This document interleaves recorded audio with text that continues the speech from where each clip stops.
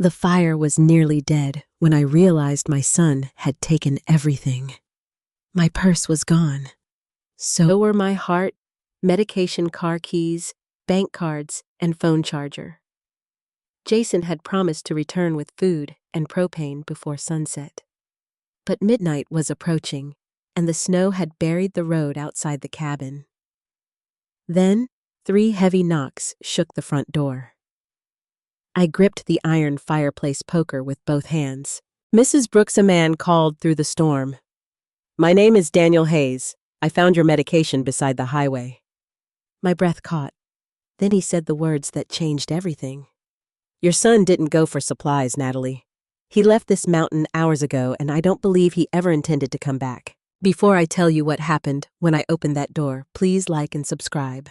And tell me in the comments, would you have trusted the stranger outside or stayed behind the locked door? I'd also love to know where you're watching from and what time it is there.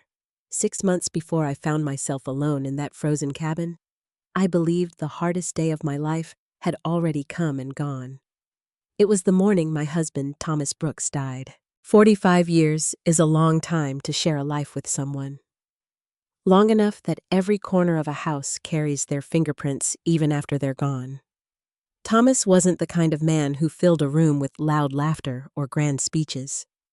I was steady, dependable, the kind of husband who checked the locks every night, paid every bill on time, and quietly fixed whatever was broken before I even noticed it. I used to tease him that if the world ever fell apart, he'd probably rebuild it with a toolbox and a cup of black coffee.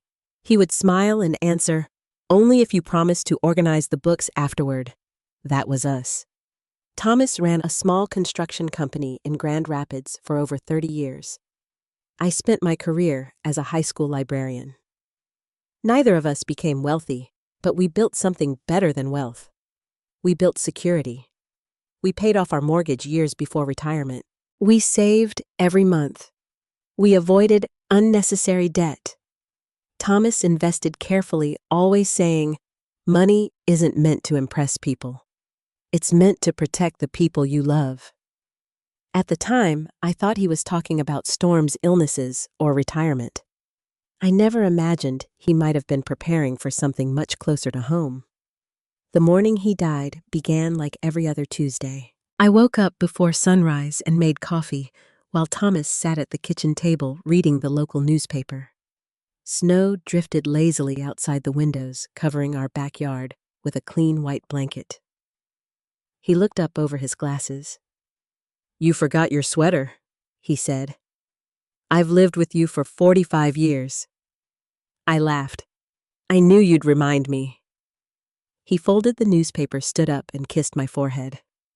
That was the last time he ever touched me. Only minutes later, his coffee cup slipped from his hand. He grabbed the edge of the table. He collapsed. I still remember the sound. It wasn't loud, just the dull thud of a man hitting the hardwood floor. I called 911 with hands that shook so badly I nearly dropped the phone. The paramedics arrived within minutes, but I could already see it in their faces. They worked on him anyway. They had to. I stood against the kitchen wall, whispering every prayer I knew while watching strangers fight to restart the heart that had carried our family for decades. They couldn't. The hospital later told me it had been a massive stroke. Peaceful, they called it. There is nothing peaceful about watching half your life disappear before breakfast. The weeks after Thomas's funeral passed in a blur. Neighbors brought casseroles. Church friends visited. People hugged me and said things like, "He's in a better place," or "You're stronger than you think." They meant well, but when everyone went home each evening, the silence settled over the house like another layer of snow. I couldn't sleep. I found myself listening for Thomas's footsteps, even though I knew they would never come again. Sometimes I'd wake at 2 in the morning, convinced I'd heard him opening the garage door after work. Other nights, I'd reach across the bed without thinking. My hand always found an empty pillow. Grief has strange ways of stealing your memory. I forgot appointments. I misplaced my reading glasses. I left the kettle boiling twice. Nothing dangerous, nothing permanent. Just the ordinary confusion of someone learning how to exist without the person who had shared every day of her adult life.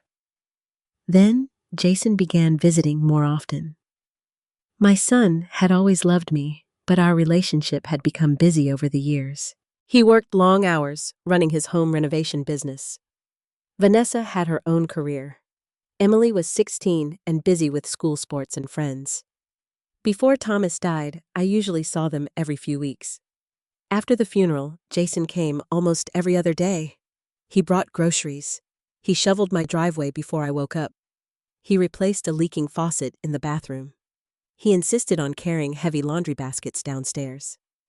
One afternoon, he noticed me struggling with a box in the garage. "You shouldn't be lifting things like that anymore, Mom," he said. "I'm not made of glass."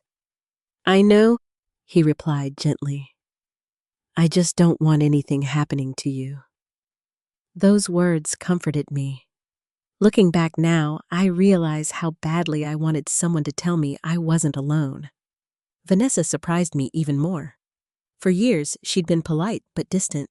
Now she called every evening. She asked if I'd eaten dinner. She reminded me to take my medication. She even started calling me Mom, something she'd rarely done before. I thought grief had brought our family closer. I was grateful. Desperate people often mistake attention for love. Emily was the only one who didn't seem comfortable with all the changes. She still visited me, usually after school. She helped me organize Thomas's books. She sat quietly while we drank hot chocolate together. Unlike everyone else, she never tried to tell me I needed to move on. She simply let me miss him. One afternoon, we were sorting old family photographs when Jason walked into Thomas's office. At first, I thought he was looking for a picture. Instead, I watched him open every drawer in Thomas's desk. He pulled out folders, insurance papers, investment statements, property tax records. The folder marked estate planning. "What are you looking for?" I asked. He barely looked up. "I'm just trying to figure out what Dad left behind. We can do that later. I'm only helping Mom." He smiled, but something about the moment unsettled me. Thomas had always kept his paperwork organized. Jason wasn't reading anything. He was searching. A few days later, he asked where Thomas kept the original deed to the house.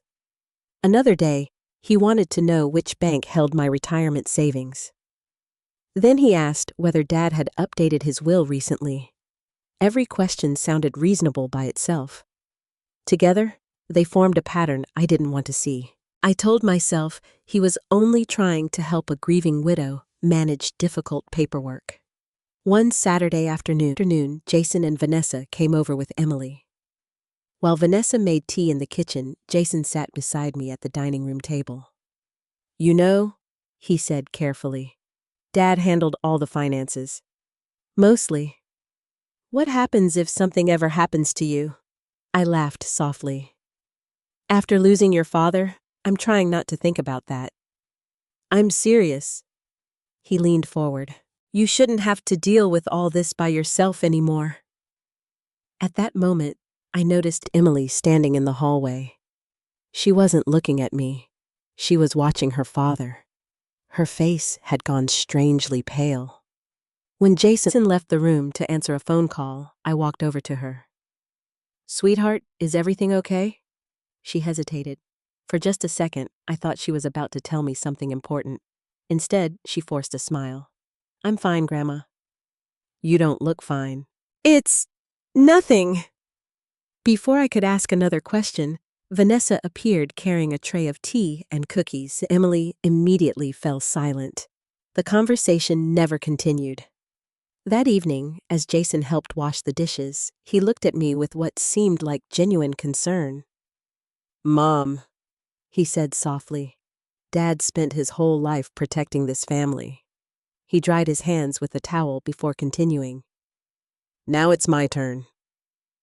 At the time, those words filled me with comfort. I had no idea they were the beginning of the most devastating betrayal I would ever experience. In the weeks after Jason promised to take care of everything, I slowly stopped questioning the small changes happening around me. Grief has a way of making you grateful for anyone willing to carry part of the burden. Looking back now, I realize that trust isn't usually stolen all at once. It's taken one small decision at a time. About a month after Thomas's funeral, Jason came over with a folder tucked under his arm. "I've been thinking about your future," he said as he settled into the kitchen chair where his father used to drink coffee every morning. "My future," he nodded. "This house is too much for you now." I looked around the kitchen. The white cabinets Thomas had installed himself. The dining table where we'd celebrated every Thanksgiving. The little scratch on the wall from the time Jason crashed his bicycle indoors when he was 8 years old. Too much, maybe, but it was still home. "I've lived here for 36 years, I said quietly. "I know." He reached across the table and squeezed my hand. "And Dad loved this place, but you shouldn't have to mow the lawn, shovel snow, fix the roof, and worry about repairs all by yourself." He wasn't wrong. Only a week earlier, I'd nearly slipped while trying to clear ice from the front steps. I hadn't told anyone. Apparently my neighbors had. "I've found a beautiful condominium," Jason continued. "It's designed for seniors. 1 floor, elevator, security entrance, close to doctors, grocery stores, everything." "I don't know." "You don't have to decide today." He smiled reassuringly. "I just want you to have options." For several days, I couldn't stop thinking about it. Every room in the house reminded me of Thomas. His workshop still smelled like sawdust. His favorite chair still faced the living room window. His reading glasses still rested on the bedside table because I couldn't bring myself to move them. Sometimes memories are comforting. Sometimes they make it impossible to breathe. A few days later, Vanessa stopped by carrying coffee and blueberry muffins. "I heard Jason mention the condo." "He did." "I actually think it's a wonderful idea." She stirred sugar into her coffee before continuing. "My aunt stayed in a big house after her husband died." "What happened?" "Someone pretending to be from her bank called." She sighed dramatically. "They emptied her savings in 2 days." I frowned. "That's terrible." "It happens all the time now." She reached into her purse and pulled out her phone. "I've been reading articles about scams targeting widows." She showed me headlines about elderly people losing retirement savings through fake investment companies' phone calls and online fraud. "People our parents' age grew up trusting everyone," she said. "But the world's different now." I couldn't argue with that. Every evening, the news seemed to report another scam. "They specifically target women living alone," Vanessa added. "They watch obituaries." I felt a chill that had nothing to do with the Michigan winter. "I don't even answer unknown phone numbers anymore." "That's good," she smiled. "But honestly, the safest thing is keeping everything inside the family." Those words settled quietly into my mind. Inside the family. Safe. Protected. Over the following weeks, the conversations became more frequent. Jason reminded me how difficult maintaining the house would become. Vanessa talked about financial predators. Both of them gently repeated the same message. "You shouldn't have to worry anymore." Eventually, I agreed to meet a real estate agent. Selling the house felt like betraying Thomas at first. Then I remembered something he'd once told me. "A house is only wood and bricks," he'd said. "The people inside make it a home." If I couldn't have Thomas back, perhaps it really was time to let the house go. The property sold faster than anyone expected. The market was strong. Several buyers competed for it. After the mortgage, taxes, and closing costs were paid, nearly $286,000 was deposited into my savings account. It represented almost everything Thomas and I had built over our lifetime. I intended to use it carefully, buy a smaller home, travel once or twice, help Emily with college someday. Nothing extravagant, just peace of mind. One afternoon, Jason arrived looking unusually serious.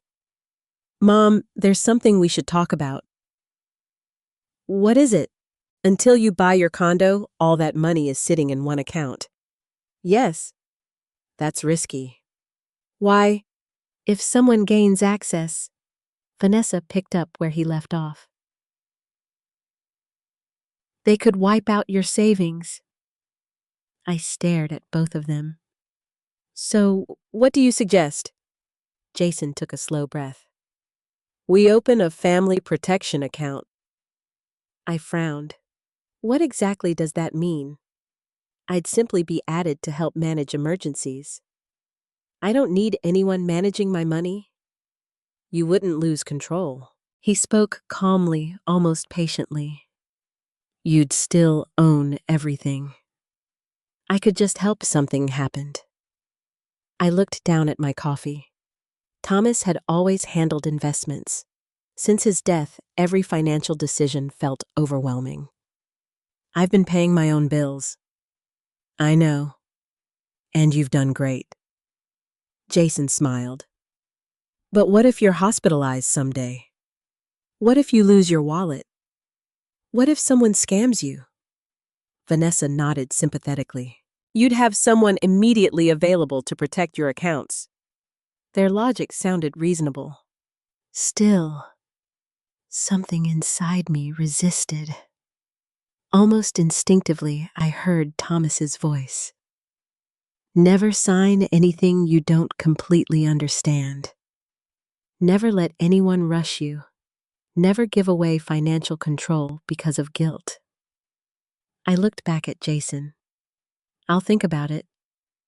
His expression changed instantly. The warmth disappeared from his eyes. "So, you don't trust me?" "That's not what I said." "You trust strangers more than your own son." "I didn't say that either." He stood up and walked toward the window. "Dad never trusted me." "Jason, and now you don't either." I felt a stab of guilt. That wasn't what I wanted. He turned around. "I'm trying to help you." "I know." "No, Mom." His voice cracked. "I don't think you do. I've spent weeks taking care of everything while you're grieving. I've been here every day. I'm asking for the chance to protect you. And you still look at me like I'm trying to steal from you." Those words hit me harder than they should have. Because I wasn't suspicious. Not really. I was simply uncertain. But now, I felt as though I'd deeply hurt my own son. "I'm sorry," I whispered. "I didn't mean—" "I know." His expression softened again. "I just miss Dad, too." The room became quiet. After a long silence, I said, "I don't want anyone owning my money." "You'll still own it?" "I don't want anyone making decisions without me." "They won't." "So, what exactly would change?" "I'd simply be authorized to help with payments if you ever needed me." That sounded harmless, practical, responsible. Finally, I nodded. "All right." Relief flooded Jason's face. "I promise you won't regret this." 3 days later, we went to my bank. Normally, I dealt with Linda Chen, the branch manager. She had known Thomas and me for years. Unfortunately, she was away attending a regional banking conference. A young employee introduced himself and welcomed us into his office. Everything moved quickly, much too quickly, though I didn't recognize it then. Jason sat beside me. Vanessa stood behind the employee discussing forms on his computer. "There are just a few electronic documents," the employee explained. "Nothing complicated." The monitor remained turned mostly toward him. Every time I leaned forward, Jason asked another question. "Mom, did you remember to bring your driver's license? Mom, do you still want direct deposit? Mom, do you want paper statements?" I kept turning back and forth between him and the screen. The employee pointed to signature boxes. "Please sign here." I hesitated. "What does this document say?" Vanessa answered before he could. "It's simply confirming your banking preferences." The employee nodded. "Standard paperwork." I signed. Another document appeared. And this one. Just authorization. Another signature. Then another. Everything happened so smoothly that I never felt embarrassed asking fewer questions than I normally would have. After all, I wasn't alone. I had family with me. As we left the bank, Jason wrapped an arm around my shoulders. "See?" He smiled. "That wasn't so bad." "No. I told you we'd take care of everything."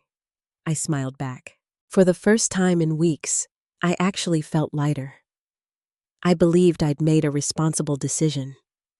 I believed my son had just helped protect the future Thomas, and I had spent decades building. I couldn't have been more wrong. That evening, Emily came by after school. She waited until Jason stepped outside to answer a phone call. Then she quietly asked, "Grandma, did you really want Dad on your bank account?" I looked at her surprised. "Only to help me pay bills if I ever need it." Emily stared at the floor. Her fingers tightened around the strap of her backpack. I don't think that's what Dad said." Before I could ask what she meant, the front door opened. Jason walked back inside. Emily immediately stopped talking. She forced a smile that never reached her eyes. I watched my granddaughter for a long moment. For the second time in only a few weeks, I had the unmistakable feeling that she was trying to warn me. But about what? I still didn't know. The first offer on my house came only 4 days after it was listed. By the end of the second week, we had 3 competing buyers. Thomas used to joke that he could never understand why people paid so much attention to the housing market. "A home isn't a stock certificate," he'd say. "It's where your life happens." Still, I couldn't deny that the timing worked in my favor. The neighborhood had become popular with young families, and our old brick house, though built nearly 40 years earlier, had been lovingly maintained. Thomas had repaired everything before it could become a problem. The roof was only 6 years old. The furnace had been replaced not long before he retired. Even the flower beds looked neat because I couldn't bring myself to stop caring for the things he had loved. The closing went smoothly. I remember sitting at the long conference table signing documents that officially ended one chapter of my life. When the last paper was complete, I stood outside the house one final time. The wind moved gently through the maple tree Thomas had planted when Jason was born. I rested my hand against the front porch railing. "So long," I whispered. "I hope another family fills you with as much love as we did." I cried all the way to Jason's house. Not because I regretted selling it, because I knew there would never be another place that truly belonged to Thomas and me.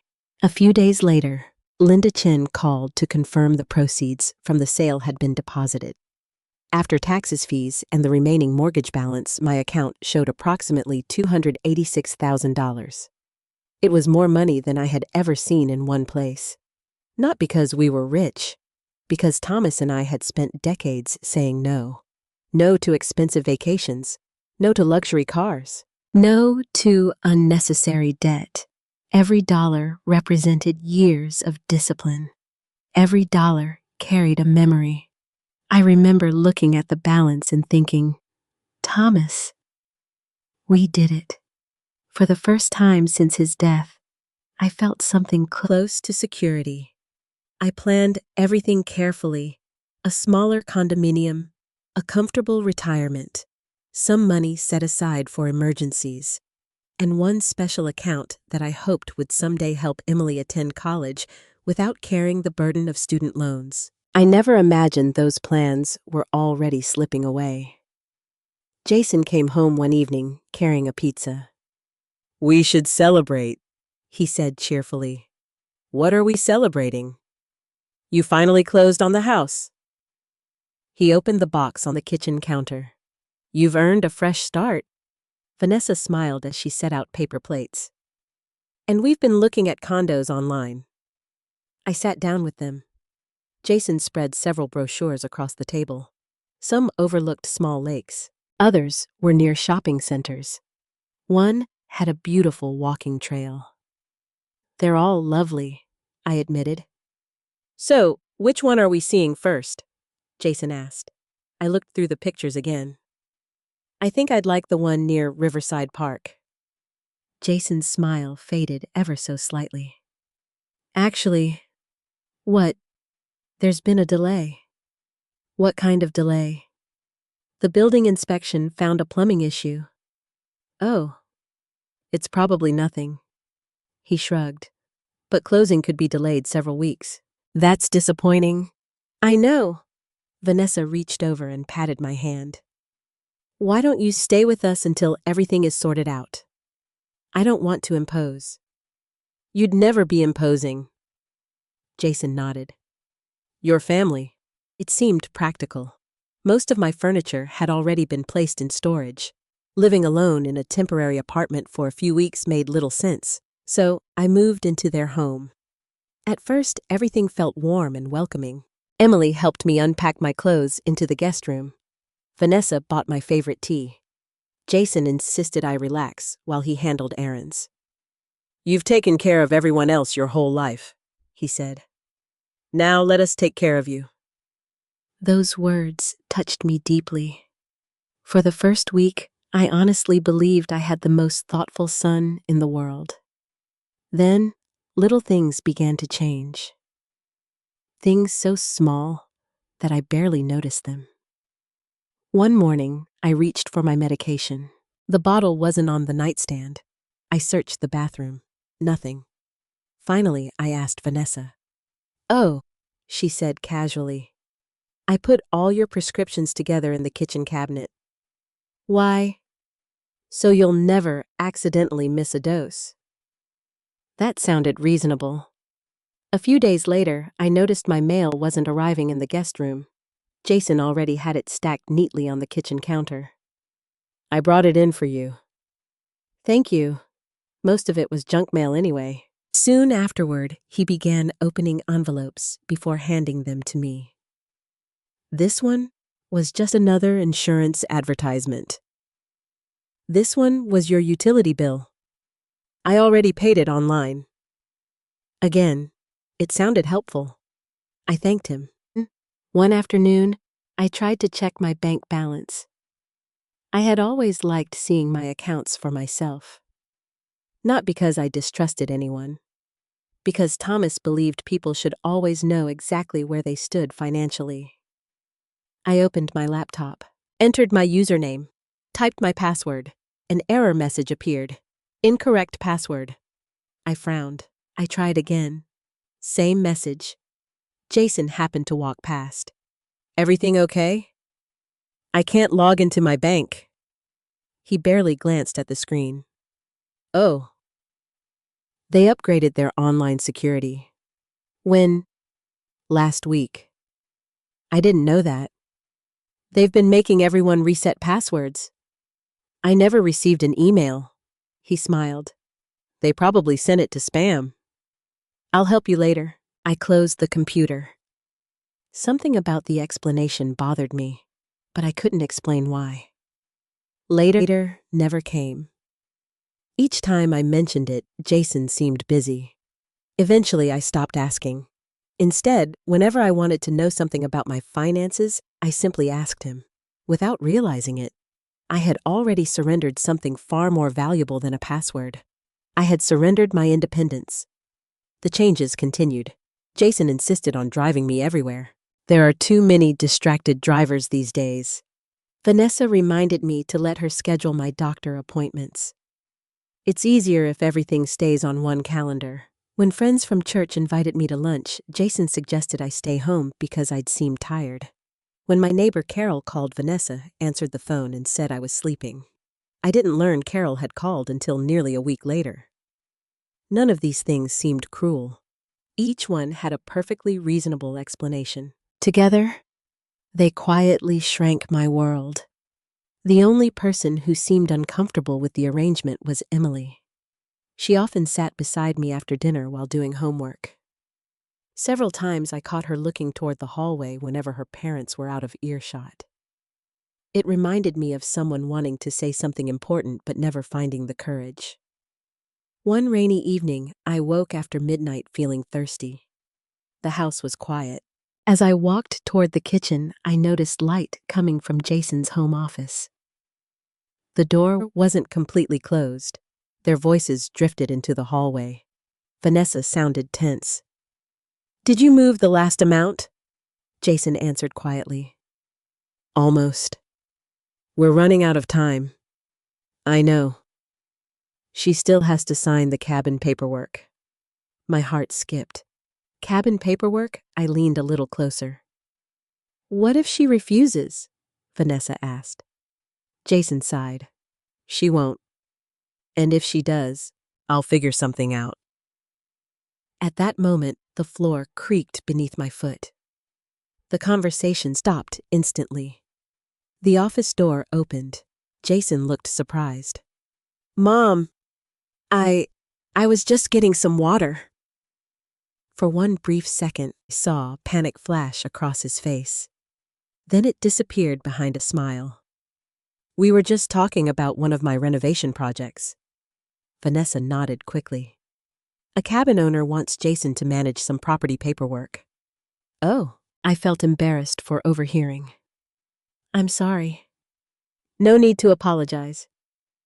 Jason wrapped an arm around my shoulders. "You should be sleeping." The next morning, he appeared unusually cheerful. "I've got an idea." "What is it?"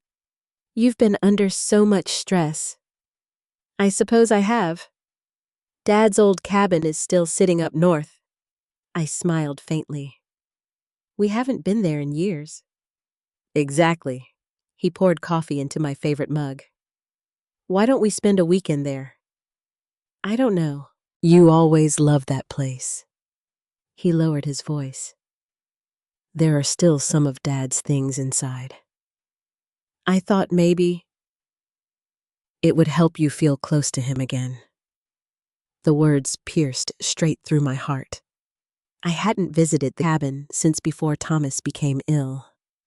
It had always been our quiet escape, a place where the world slowed down, where we drank coffee beside the fireplace and watched snow fall through tall pine trees. The thought of seeing it one more time suddenly felt comforting. "I'd like that," I whispered. Jason smiled. "I knew you would." As he left the kitchen, I noticed Vanessa standing in the hallway. She handed him a thick manila folder. He slipped it into his briefcase before either of them realized I was watching. When Jason looked up and saw me, he smiled almost too quickly. "Just work paperwork," he said. I smiled back, but for reasons I still couldn't explain.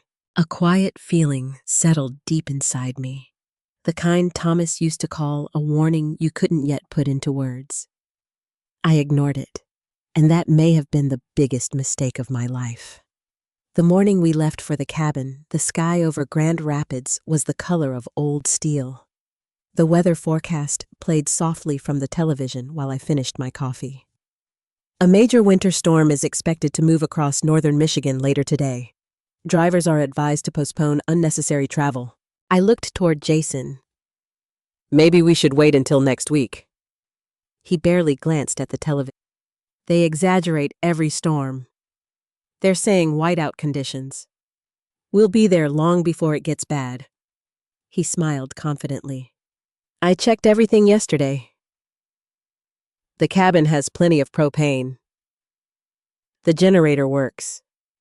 I even stocked food." His certainty eased my worries. Thomas had always been prepared for winter trips. If Jason had really checked the cabin, perhaps there was nothing to fear. Emily came downstairs carrying her backpack. She looked unusually tired.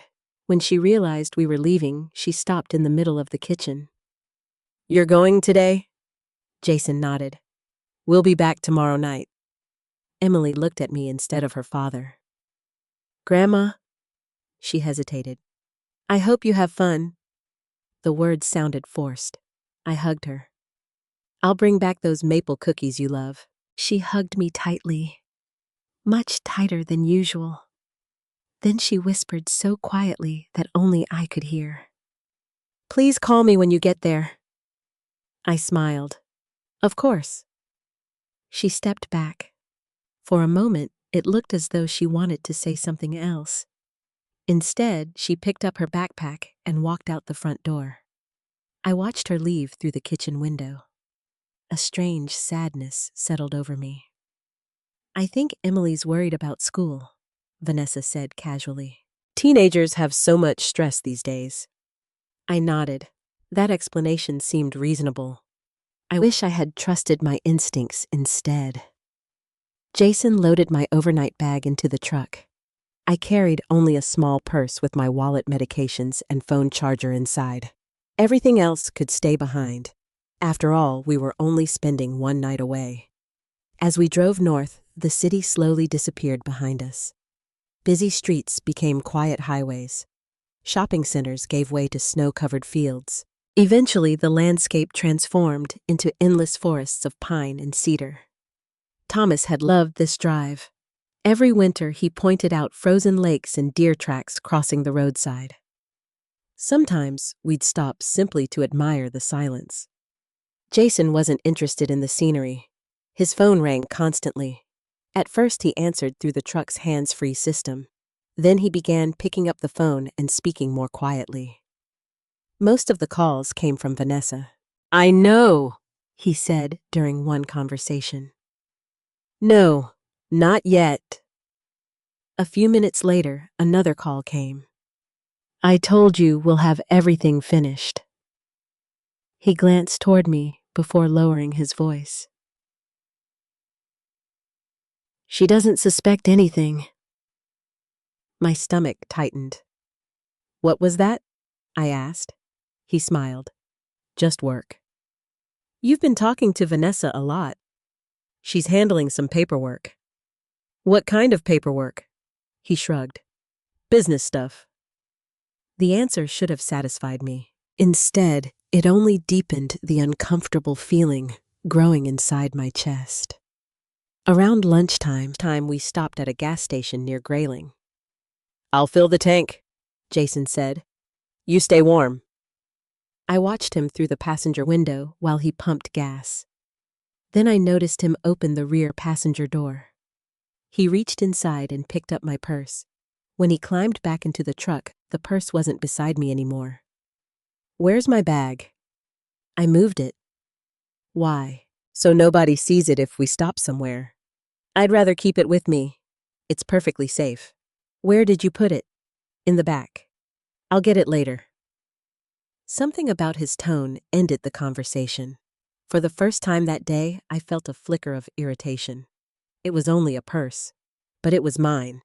An hour later, snowflakes began drifting across the windshield. At first, they were light, beautiful almost. Within another 30 minutes, they became thicker. The wind picked up. Visibility shrank. I looked out the side window. "I thought you said we'd arrive before the storm." "We're almost there." The road narrowed as we entered the national forest. Towering pine trees lined both sides. Snow covered every branch. It would have been breathtaking under different circumstances. Finally, I recognized the old dirt road leading to the cabin. Or at least where the dirt road should have been. Everything was buried beneath fresh snow. Jason drove carefully until the familiar wooden cabin appeared between the trees. For a moment, my heart warmed. Thomas had built much of it himself. Every log reminded me of weekends spent together. Every window held memories.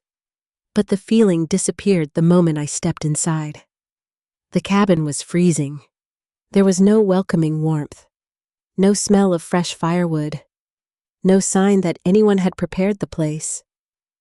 I looked around slowly. Dust covered the shelves. The fireplace was cold. The propane heater wasn't running. A thin layer of frost clung to the inside corners of the windows. You said you came yesterday. I did. It doesn't look like anyone's been here. Jason avoided my eyes. I must have forgotten to turn the heat back on. I walked into the kitchen. The refrigerator was nearly empty. 1 carton of expired milk, half a jar of mustard, nothing else. The pantry contained a few cans of soup and stale crackers. The propane gauge showed almost empty. My heartbeat quickened. I thought you stocked food. I must have left the bags in the garage. There isn't anything in the garage. I'll go into town. He spoke quickly now. I'll buy groceries. And propane. It'll only take an hour. Before I could answer, he opened his briefcase. The thick manila folder Vanessa had handed him the day before appeared on the kitchen table. I almost forgot. He smiled again. There's just one thing we should finish while we're here. What is it? A few documents. What kind of documents? He opened the folder. Several pages covered with legal language, boxes waiting for signatures. I'd like you to sign these. I adjusted my reading glasses. What are they? Nothing important. If they're not important, why do I need to sign them? He laughed nervously. It's just paperwork related to family investments. I don't remember investing in anything. You aren't. Then why does it mention property ownership? His smile faded. It'll take too long to explain. I have time. Mom. He leaned forward. Just trust me. I picked up the first page. The words blurred together. Transfer. Authorization. Ownership interest. North Pine Holdings. I frowned. What is North Pine Holdings? Jason reached for the papers. It's just the company. What company? My company. I thought your business was Brooks Home Renovation. This is different. I don't understand. You don't need to. I slowly placed the papers back on this table. I'm not signing anything I don't understand. His face changed completely. The kindness disappeared. His jaw tightened. You've always done this. Done what? You never trusted me. Jason, you trusted Dad. I trusted both of you. No. His voice grew louder. You always believed he was right. That's not true. He controlled everything. He protected this family. And what about me? You never gave me a chance. I've spent weeks helping you. I sold your house. I've handled every problem. And you still act like I'm some criminal. My heart broke hearing the anger in his voice. I didn't say that. You didn't have to. I took a deep breath. I'll happily let a lawyer look over these. His expression hardened. A lawyer? Yes. It's only sensible. He laughed bitterly. That sounds exactly like something Dad would have said. I met his eyes.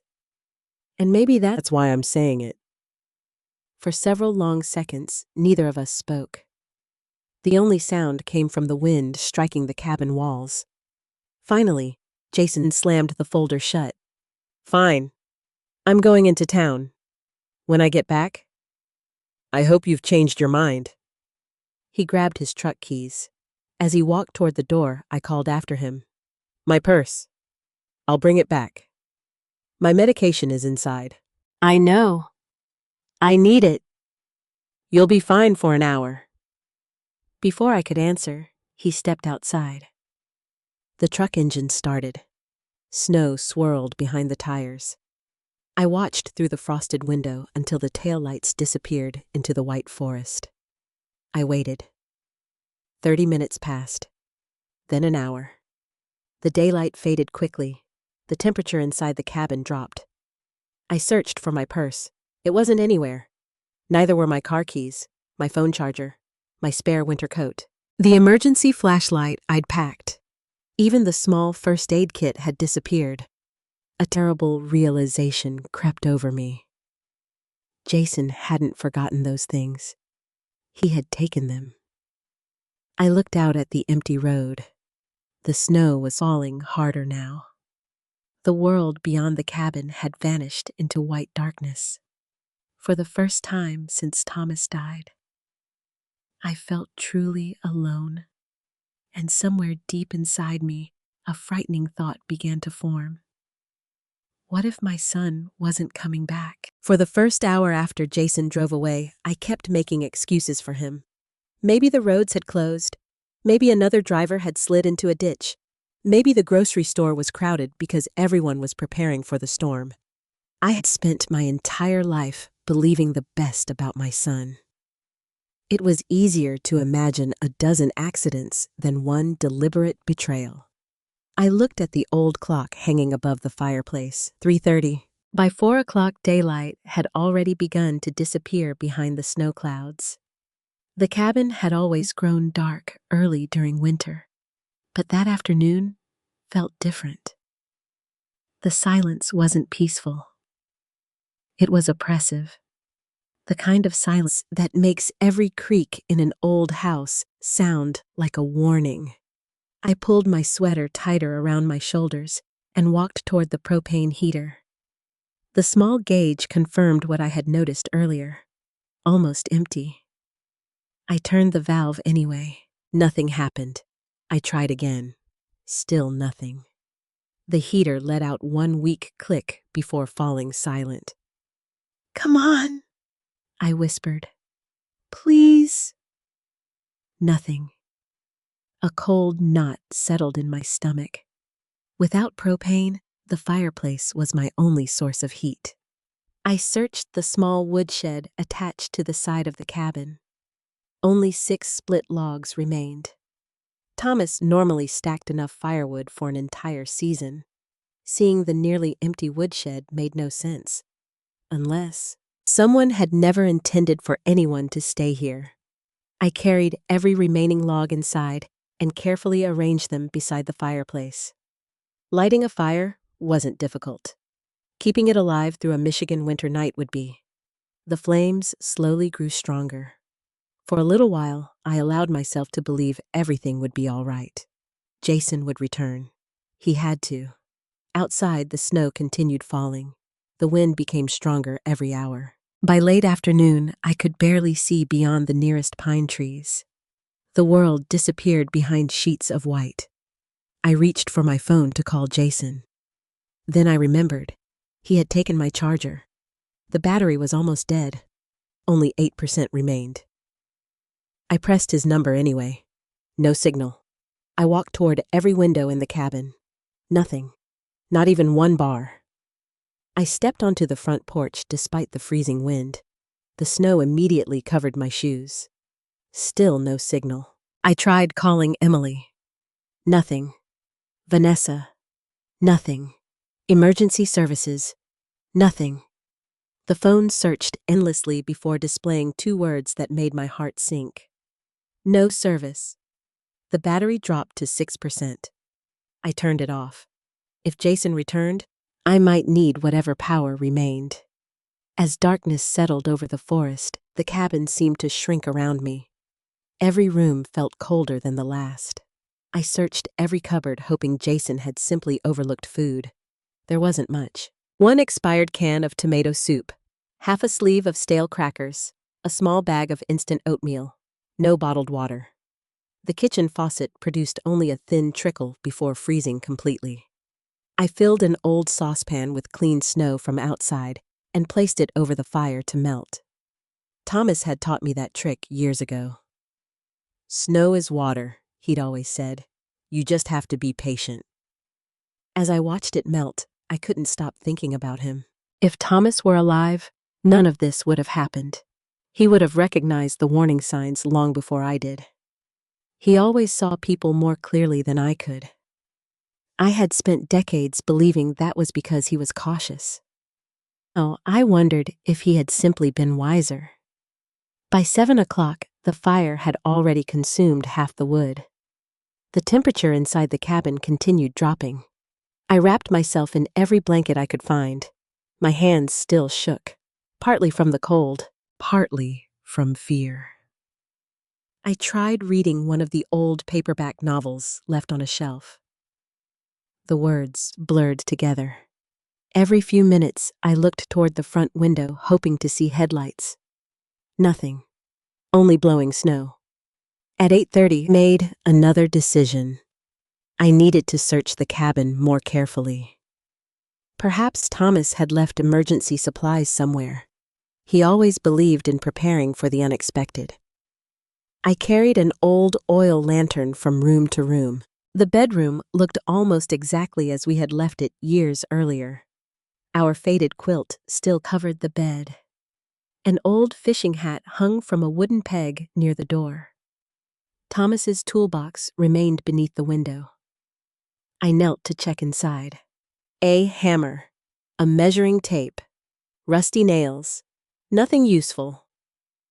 Then something caught my attention. Near the far wall, the edge of an old rug wasn't lying flat. I frowned.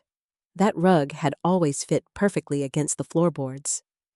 I pulled back one corner. A single wooden plank looked newer than the others. Not new exactly, just recently disturbed. Dust covered the surrounding boards. This one didn't. I ran my fingers along the edges. There were faint scratches, as though someone had lifted it before. A strange feeling washed over me. Had Jason looked here? Had Thomas hidden something beneath the floor? I searched the toolbox for a screwdriver. Just as I found one, a distant sound interrupted me. I froze. An engine, very faint, somewhere beyond the trees. My heart leaped. Jason! I hurried toward the front window.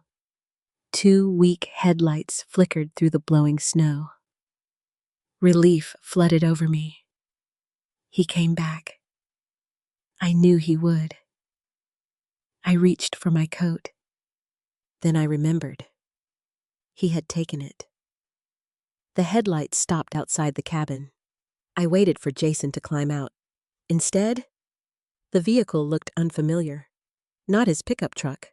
A larger SUV, white, with flashing amber lights on top. The driver's door opened. A tall man stepped into the storm wearing a heavy winter rescue jacket. He wasn't Jason. Every instinct inside me screamed to stay back. The man walked slowly toward the porch. He wasn't rushing. He wasn't shouting. He simply approached with careful steps through the deep snow. Then he knocked. 3 slow, deliberate knocks. Not loud, not aggressive, just enough to be heard over the wind. I stood several feet away, gripping the iron fireplace poker with both hands. Neither of us spoke. Then the man called through the door. "Mrs. Brooks." His voice was calm, professional. "I believe Natalie Brooks is inside." Every muscle in my body tightened. How did he know my name? I didn't answer. He knocked once more. "My name is Daniel Hayes. I'm with the county search and rescue volunteer team." Still, I remained silent. Anyone could claim that. The man continued speaking. "I found a prescription bottle with your name on it about 3 miles down the highway." My blood ran cold. Prescription bottle, my medication. The one Jason had taken. "I also found fresh tire tracks leading here." His voice grew quieter. "I need you to listen carefully." I moved one cautious step closer to the door. The poker remained raised. "I followed those tracks. They come to this cabin, but they don't come back." I stopped breathing. Then Daniel spoke the sentence that shattered every remaining excuse I had made for my son. "Mrs. Brooks, I don't believe the man who brought you here ever planned to return." The poker nearly slipped from my hands. For the first time, I allowed myself to think the impossible. Maybe Jason hadn't abandoned me because something had gone wrong. Maybe he had abandoned me on purpose. I stared at the locked door. A stranger stood on the other side. The only person who had come. The only person who knew where I was. But if I opened that door, I would have to accept that my own son had truly left me there to die. My hand rested on the lock, but I couldn't make myself turn it. Everything inside me was divided. One voice whispered that opening the door to a stranger in the middle of the night could be the worst mistake of my life. The other reminded me that staying inside a freezing cabin might be even worse. The wind howled against the walls. Snow struck the windows like handfuls of gravel. Outside, the man waited. He didn't pound on the door again. He didn't demand that I let him in. He simply stood there, patient, almost as though he understood exactly why I was afraid. Finally, he spoke again. "Mrs. Brooks, you don't have to let me inside." His voice remained calm. "If you're more comfortable, crack the door just enough to see my identification."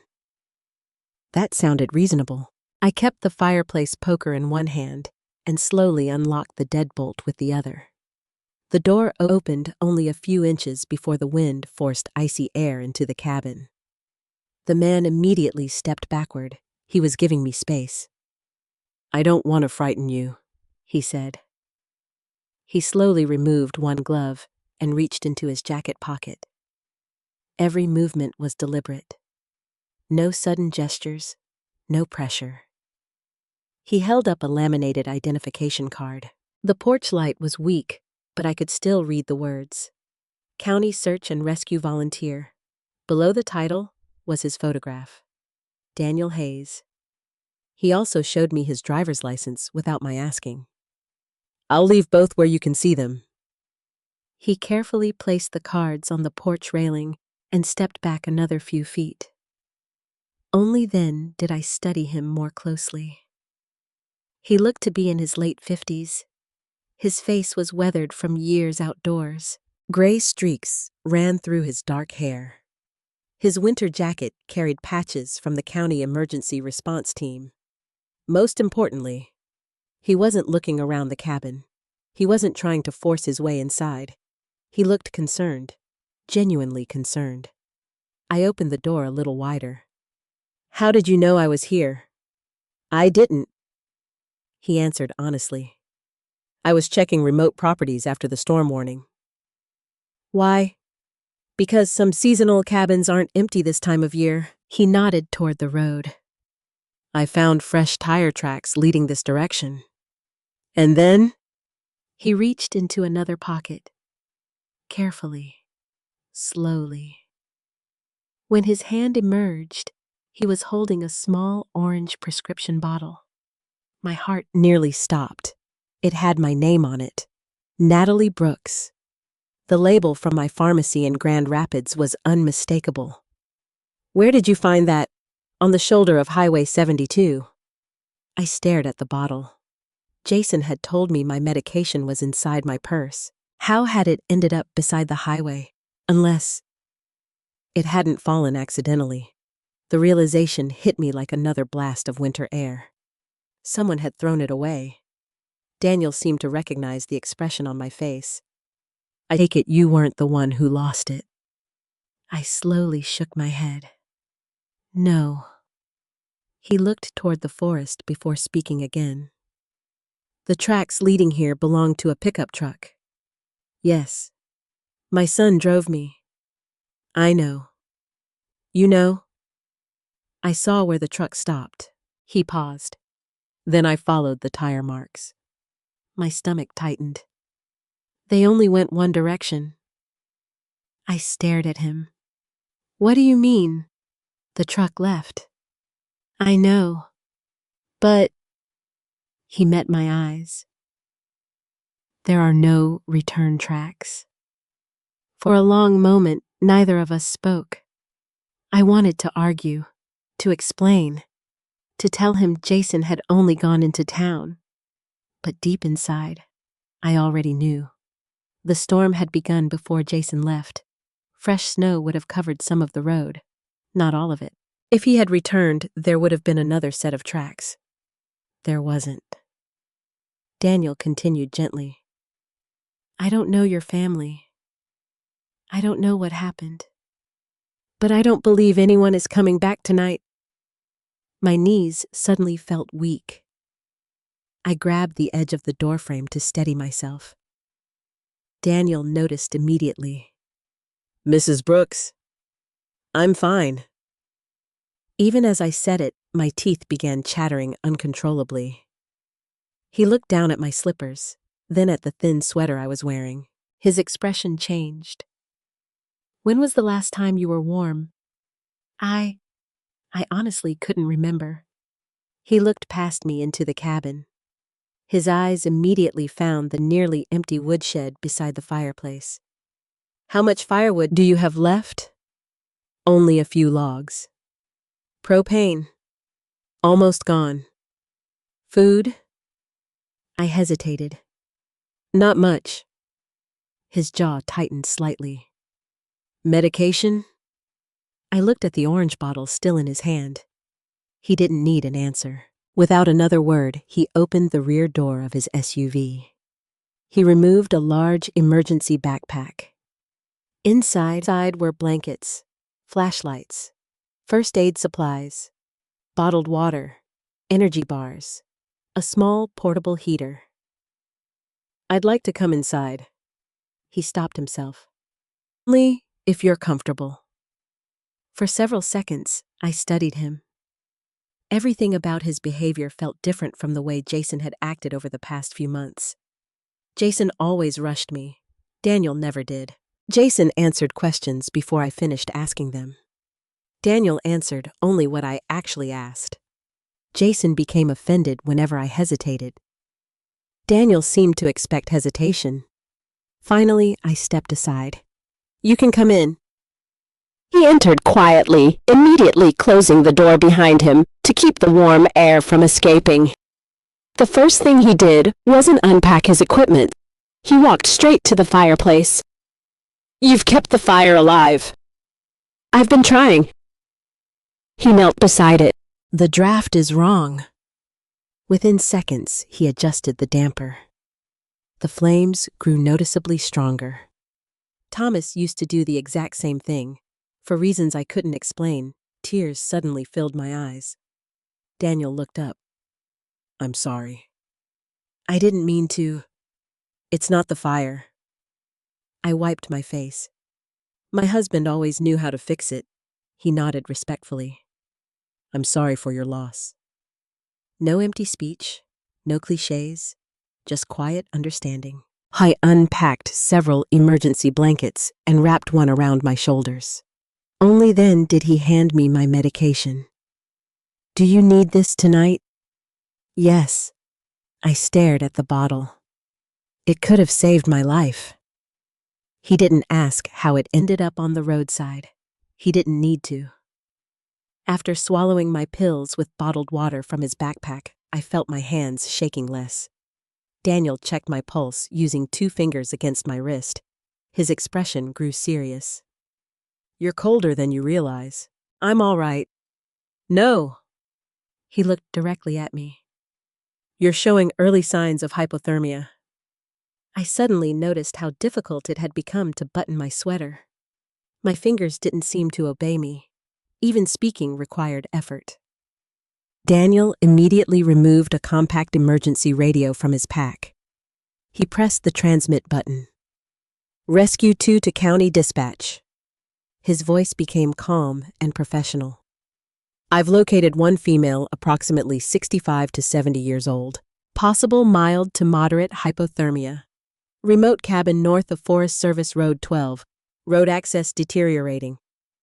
Request medical response as soon as conditions allow. Static answered.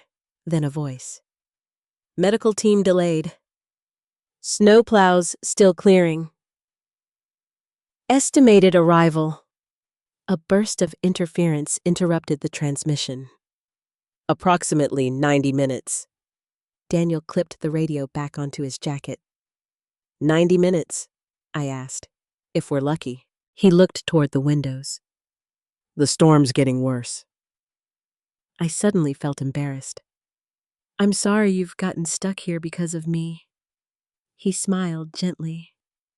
I've spent 20 years responding to winter emergencies. This isn't the first long night. Something about the way he said it caught my attention. You've done this for 20 years. He nodded. I retired a while ago. Retired from what? For the first time since he arrived, I saw something different in his eyes. Not sadness, experience. The kind earned from seeing people at their worst. I used to investigate financial crimes. I frowned. What kind of financial crimes? He sat quietly for a moment before answering. The kind that happen inside families. His words settled over the room more heavily than the snow on the roof. I spent 22 years investigating elder financial exploitation. I've seen children steal from parents. I've seen caregivers empty retirement accounts. I've seen families convince elderly relatives to sign documents they never understood. He looked directly at me. Mrs. Brooks, would you tell me exactly how you ended up in this cabin tonight? For the first time since Thomas died. I told someone everything. For a long moment, I simply stared into the fire. The flames crackled softly, casting long shadows across the old cabin walls. I wasn't sure where to begin. How do you explain the moment you realize your own child may have destroyed everything you spent a lifetime building? Daniel didn't interrupt my silence. He poured hot water from a small camping kettle onto a packet of instant soup he had brought from his emergency kit. When it was ready, he placed the steaming cup into my trembling hands. Drink slowly, he said. It'll help warm you from the inside. I wrapped my fingers around the cup. The heat almost hurt. I hadn't realized how cold I'd become. After several minutes, I finally spoke. My husband died 6 months ago. Daniel nodded quietly. I've heard that sentence begin many difficult stories. I managed a sad smile. So have I. Then I started at the beginning. I told him about Thomas, our 45 years together, selling the house, moving in with Jason and Vanessa, the bank visit, the electronic documents, the conversations about protecting my money, the mysterious company called North Pine Holdings, Jason's insistence that I sign papers at the cabin, his anger when I refused, and finally, how he had driven away with my purse, medication, charger keys, and winter coat. Daniel listened without taking his eyes off me. He never once looked surprised. That frightened me more than anything. When I finished, the cabin fell silent again. Finally, he spoke. Mrs. Brooks, I need to ask you a difficult question. I nodded. Did you personally authorize your son to transfer your savings? No. Did you ever tell him the money was his? No. Did you ever tell him he could invest it? Absolutely not. He leaned back slightly. Did you read every document you signed at the bank? My heart sank. No. I trusted them. I trusted my family. Daniel slowly exhaled. I was afraid you were going to say that. I looked up. Why? Because I've investigated hundreds of cases exactly like this. My stomach tightened. Hundreds, he nodded. Most people imagine financial abuse happens because strangers hack bank accounts. In reality, he paused, the greatest financial threat to older Americans is often someone they already love. His words hit me harder than I expected. I wanted to argue, to defend Jason, even now, even after everything. Instead, I whispered, Maybe this is all just a misunderstanding. Daniel didn't dismiss the possibility. I hope it is. But misunderstandings don't usually involve removing medication. They don't usually involve taking someone's phone charger. They don't usually involve leaving an elderly woman alone in an unheated cabin during a winter storm. I lowered my eyes. Each sentence stripped away another excuse. Daniel reached into his backpack and removed a small notebook. I'd like to write down the timeline while it's fresh. Only if you're comfortable. I nodded. For the next half hour, we reconstructed everything together. The day Thomas died. The discussions about selling the house. The new joint banking arrangements. The sale proceeds. The cabin trip. The unsigned documents. Every detail. Every date I could remember. Every conversation. Daniel occasionally asked careful questions. When exactly did your online banking stop working? When was the last time you personally saw your bank statements? Did your son ever ask you to change your mailing address? Who usually answered your phone during the past few months? Each question made me realize something I hadn't noticed before. Jason had gradually taken over nearly every part of my daily life. He handled the bills. He collected my mail. He scheduled appointments. He drove me everywhere. He often answered my phone before I could. He even reminded me when to take my medication. One by one, the pieces fit together. I felt sick. I thought he was helping me. Daniel closed the notebook. That's exactly how these situations usually begin. What do you mean? The control rarely starts with money. It starts with dependence. He spoke gently, not like a detective accusing someone. It begins with small favors. I'll carry that. I'll pay this bill. I'll answer that phone call. I'll handle the paperwork. He looked into the fire. Eventually, the victim becomes convinced they can't manage without the person controlling them. I swallowed hard. That sounds like me. It sounds like many good people. He didn't say it to comfort me. He said it because he believed it. For the first time that night, I cried. Not loudly, not dramatically. The tears simply came. I feel so foolish. Daniel shook his head immediately. No. I should have seen it. You saw what any loving mother wanted to see. I trusted my son. That isn't foolish. He paused. Using someone's love against them. That's the crime. His words stayed with me. Using someone's love against them. I'd never thought about betrayal that way. We were interrupted by the emergency radio. County dispatch to rescue 2. Daniel immediately answered. Go ahead. We've reached Forest Service Road. Snow conditions improving. Estimated arrival 45 minutes. Understood. He clipped the radio back onto his jacket. They're getting closer. Relief washed over me. Then another thought occurred. My bank. Daniel looked at me. What about it? If Jason transferred my money, can they stop it? He became very serious. Maybe. Maybe. It depends. On what? How much has already been moved? How the accounts were structured? And whether any transfers are still pending? My hands tightened around the soup cup. I need to call them. We will. As soon as we're somewhere with reliable service. I know the branch manager. Linda Chen. She knew Thomas for years. Daniel nodded. Good. Personal relationships matter. They help establish what was normal before everything changed. I looked toward the window. The storm had begun to weaken. For the first time all evening, I could make out the outline of the trees. Then another frightening thought crossed my mind. What if Jason calls first? Daniel didn't answer immediately. He might. And if he does, he'll probably tell a story. What kind of story? The same story people in these cases often tell. That you're confused. That you're grieving. That you're becoming forgetful.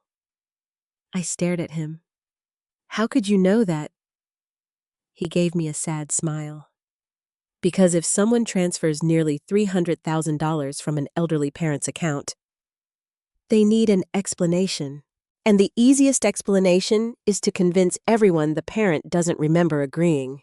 The realization sent another chill through me. Jason hadn't simply taken my money. If Daniel was right, he would also try to take my credibility. He would make people believe I couldn't trust my own memory. I suddenly remembered something Vanessa had said weeks earlier. Mom gets confused sometimes. At the time, she'd laughed. Now the words sounded different. Planned. Carefully planted. Like seeds waiting to grow. Daniel stood and added another log to the fire. There is one more thing. What? When we leave here, I don't want you speaking to your son alone. I looked surprised. Why?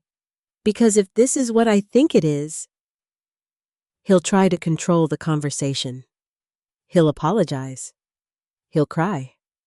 He'll tell you you're imagining things. He may even convince you this entire night happened because you're grieving. Every sentence sounded painfully believable. Because Jason knew me. He knew exactly which words could break my heart. Daniel looked directly at me. Mrs. Brooks, if your son is innocent, evidence will protect him. But if he isn't, you'll need evidence to protect yourself. Just then, headlights appeared through the frosted window. This time, there were 2 vehicles. Red emergency lights reflected off the snow-covered trees. Daniel looked outside and quietly said, "They're here." I didn't know it yet, but before sunrise, I would discover that losing one winter night in that cabin had cost me far more than warmth. It had cost me nearly everything Thomas and I had spent a lifetime building. The paramedics arrived just after 1 o'clock in the morning.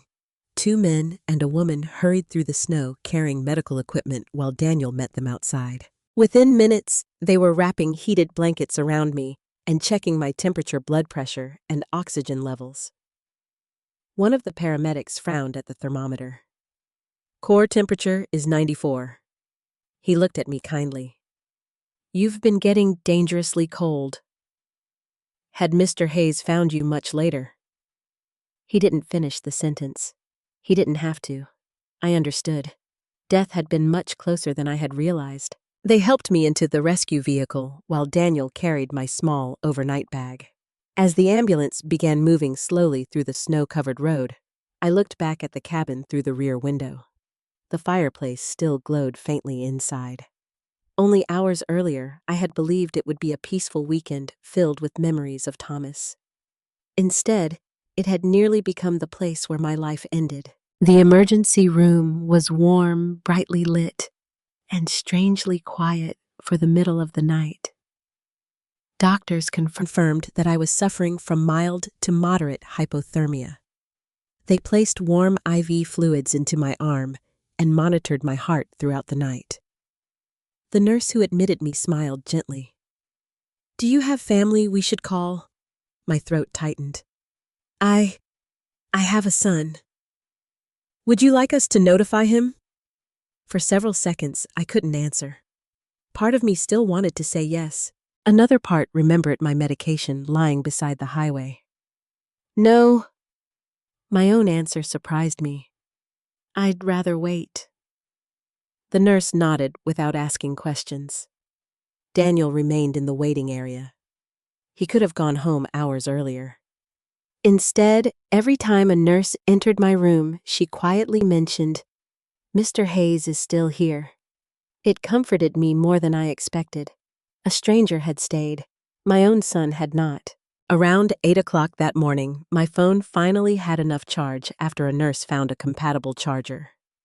The battery icon slowly climbed from 3%. My hands trembled as I turned it on. Within seconds, dozens of notifications appeared. Missed calls, emails, text messages. Most were from church friends who had been unable to reach me. There wasn't a single message from Jason.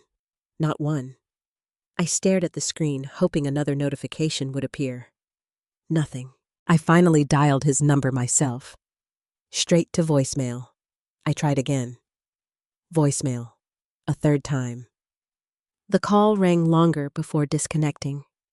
No answer. I closed my eyes. Maybe he was still driving. Maybe his phone battery had died. Maybe... I stopped myself. How many more excuses was I willing to invent? About 20 minutes later, my phone rang. My heart leaped. Jason. Instead, the caller ID displayed another name. Vanessa Brooks. I answered immediately. Vanessa. Oh my goodness, Natalie. Her voice sounded shocked. We've been so worried. I blinked. Worried. Jason said you weren't at the cabin. I felt my heartbeat quicken. What? He told me your friend was coming to pick you up. My friend? Yes.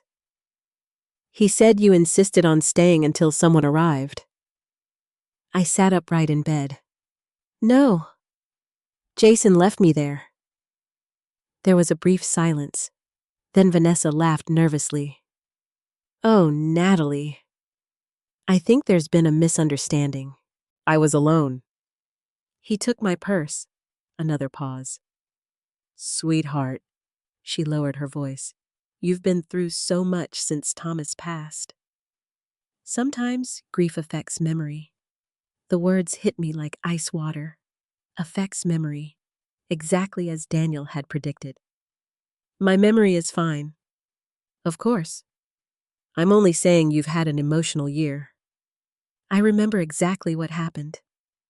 I'm sure you remember it the way it felt. I couldn't believe what I was hearing. Not sympathy, not concern, correction. As though she already expected people to doubt me. Before I could answer, she continued. Jason is devastated. He thought someone else was with you. No. He left me there. Natalie. We'll talk when everyone calms down. Then she ended the call. I stared at the silent phone. Every word replayed inside my head.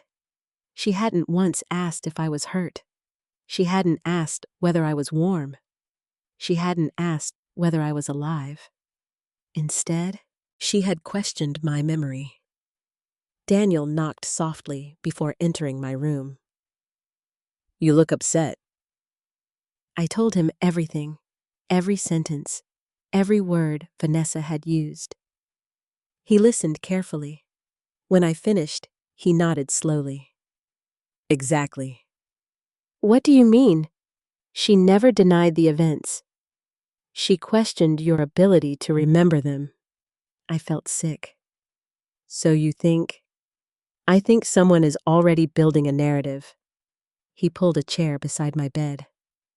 If people believe you're confused, then your version of events becomes easier to dismiss. I whispered. This was planned. Daniel didn't answer immediately. Finally, he said, I believe we need to speak with your bank today. Just after noon, another visitor arrived.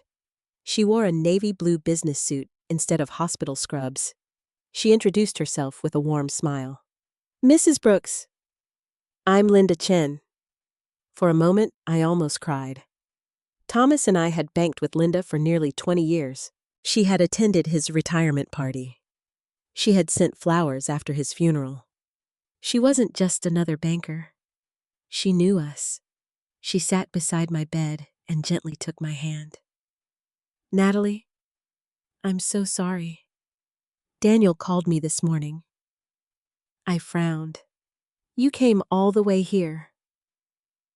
I thought this conversation shouldn't happen over the phone. Her expression grew serious. I need to ask you something very important. I nodded. Did you personally authorize several large transfers from your savings account? My heart pounded. What transfers? Linda slowly opened a folder. She turned the first page toward me. A list of transactions filled nearly the entire sheet. One transfer, then another, then another.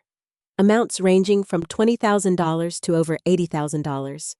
The destination accounts all carried unfamiliar business names. I looked up at Linda. "I've never seen these." "I was afraid you might say that." She slid another document across the bed. One account name immediately caught my attention. North Pine Holdings, LLC. The same company Jason had tried to make me sign papers for. My hands began shaking. "How much?" Linda hesitated. Then she answered quietly. "As of this morning, approximately $268,000 has already left your account." I couldn't breathe. Thomas and I had spent 45 years saving that money. In a matter of weeks, almost all of it was gone. I stared at the numbers until they blurred. Finally, I whispered the only words I could manage. "My son took everything." For several seconds, no one spoke. I simply stared at the stack of bank records lying across the hospital blanket. The numbers no longer looked real. $20,000, $45,000, $75,000. Another transfer, another account, another signature. It was as if someone had printed the story of my entire life in black ink and then erased it line by line. Linda Chen quietly slid a tissue box toward me. I hadn't realized I was crying until a tear landed on the paper in front of me. "I don't understand," I whispered. "How could this happen?" Linda folded her hands carefully. "I wish I had an easy answer. I was attending a regional banking conference the day you came into the branch. I didn't know these transactions had begun until our automated monitoring system flagged them." Daniel leaned forward. "What triggered the alert?" Linda opened another folder. "The transfer pattern." She pointed at the dates. Mrs. Brooks had maintained essentially the same banking habits for years. Small monthly bills, occasional charitable donations, routine retirement deposits. She tapped the page. Then suddenly, within a very short period, large amounts began moving into newly created business accounts. I looked closer. The first transfer had happened only 2 days after I signed the electronic documents. The second came less than a week later. The third, the fourth. Each one had happened without my knowledge. "I never approved these." Linda nodded sadly. "I believe you. But from the bank's perspective," she hesitated. "The paperwork appears properly signed." My stomach tightened. "What paperwork?" She reached into the folder again and carefully removed several printed documents. At the bottom of each page, my electronic signature appeared. It looked exactly like mine, because it was. "I signed this. You signed electronically." "I don't remember reading any of it," Daniel quietly asked. Could she have signed without understanding the contents? Linda nodded. If someone controlled the screen presentation? If pages were moved quickly? If explanations were misleading? It's possible. I remembered that day in the bank, Jason asking questions every few seconds, Vanessa standing beside the employee. The monitor turned away from me. Signature after signature. My chest tightened. I thought I was updating my banking preferences. Linda slowly shook her head. Some forms did involve account administration. She pointed to another page. But these? Authorized additional services. Another page. And this one? Allowed changes to account notifications. What does that mean? It means email confirmations were redirected. I blinked. Redirected? Linda nodded. Most transaction alerts were no longer sent to your primary email. Where did they go? She looked directly at me. An address connected to Jason Brooks. The room suddenly felt smaller. Every protective wall I had imagined around my finances had quietly disappeared without my ever noticing. Daniel remained calm. Was Mrs. Brooks removed from the account? No, Linda answered. That would have required additional verification. But the notification settings changed. The contact preferences changed, and several authorization levels expanded. I closed my eyes. Thomas had always insisted on reading every page before signing. Sometimes I teased him for taking too long. Now I understood why. Linda continued gently. There is something else. I looked at her. The final transfer hasn't gone through. Hope flickered inside me for the first time all day. It hasn't, she shook her head. No. Our fraud monitoring system placed it under review. How much? She checked the paperwork. $18,400. It wasn't nearly as much as had already disappeared, but somehow, knowing something remained gave me strength. Can you stop it? I already have. Relief washed over me. The transfer is frozen until ownership questions are resolved. I whispered, thank you. Linda smiled softly. I only wish we'd caught the earlier ones sooner. Daniel leaned forward. Where were the funds going? Linda spread several account summaries across the bed. One account belongs to Brooks Home Renovation, Jason's company. Another belongs to North Pine Holdings. The name again, North Pine Holdings, the company I had never agreed to join. There are also payments to several credit card companies. She turned another page. Vehicle loan, commercial equipment financing, outstanding contractor invoices. Daniel looked at me. Does any of this sound familiar? I slowly shook my head. No. I didn't even know Jason was struggling financially. Linda sighed. The records suggest his business has experienced serious cash flow problems for several months. That surprised me. Jason had never mentioned financial difficulties. Whenever I asked how work was going, he'd smile. Busy as always? He'd bought a newer truck only last year. Vanessa still took expensive weekend shopping trips. Nothing about their lives suggested financial trouble. Unless it had all been an illusion. Daniel quietly voiced the thought already forming in my mind. People under severe financial pressure sometimes make desperate decisions. I looked at him. Do desperate decisions include abandoning your own mother? He didn't answer immediately. Finally, he said, no. That requires something beyond financial pressure. The words hung heavily in the room. Linda carefully gathered another set of papers. There is one document I'd like you to see.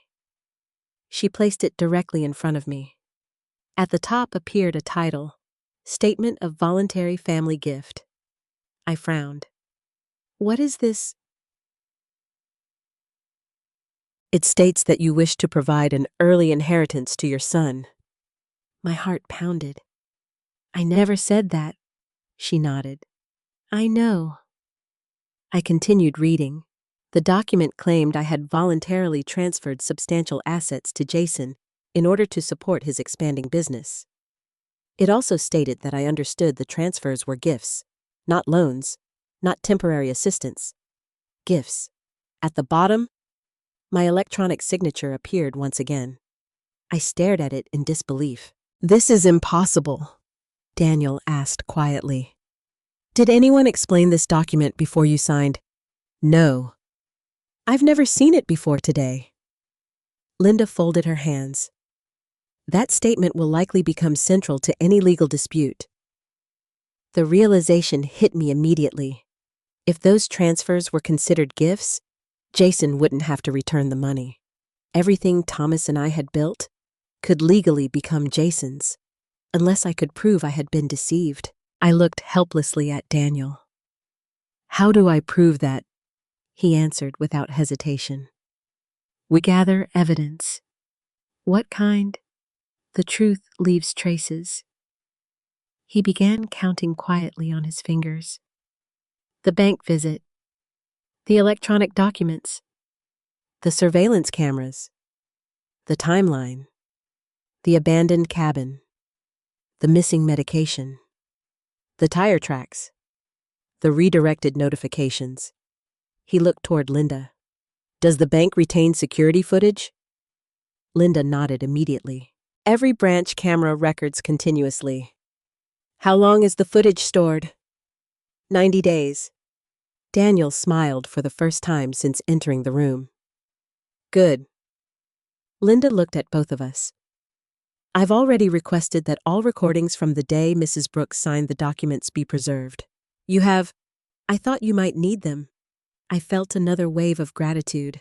Someone believed me. Someone besides Daniel. Someone who had known Thomas and me for years.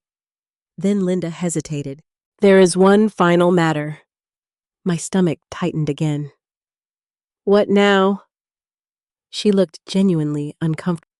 This morning, our legal department received notice that an attorney has requested information regarding your financial capacity.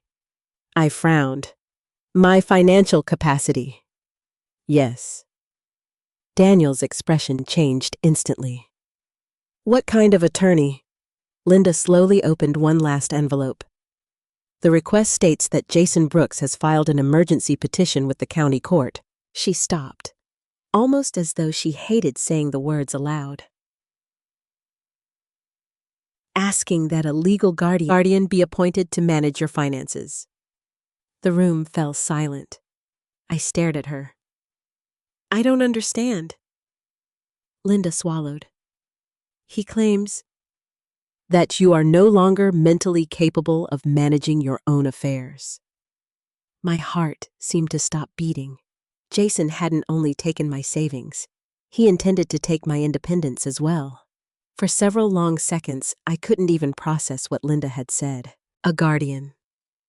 Jason wanted the court to appoint someone to control my life, my finances, my property, my medical decisions, everything.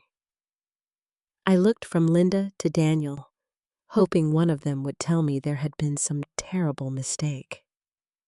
There has to be an explanation, I whispered. My son wouldn't... The sentence died before I could finish it. Wouldn't what? Wouldn't steal. Wouldn't lie. Wouldn't leave me to freeze to death. One by one, every certainty I'd ever held about Jason had already fallen apart. Daniel spoke gently. Mrs. Brooks, do you know what an emergency guardianship petition is? I slowly shook my head. It asks a judge to temporarily transfer decision-making authority from one adult to another. I frowned. Even if I don't agree, if the court believes you're incapable of managing your own affairs. My throat tightened. And Jason says I am.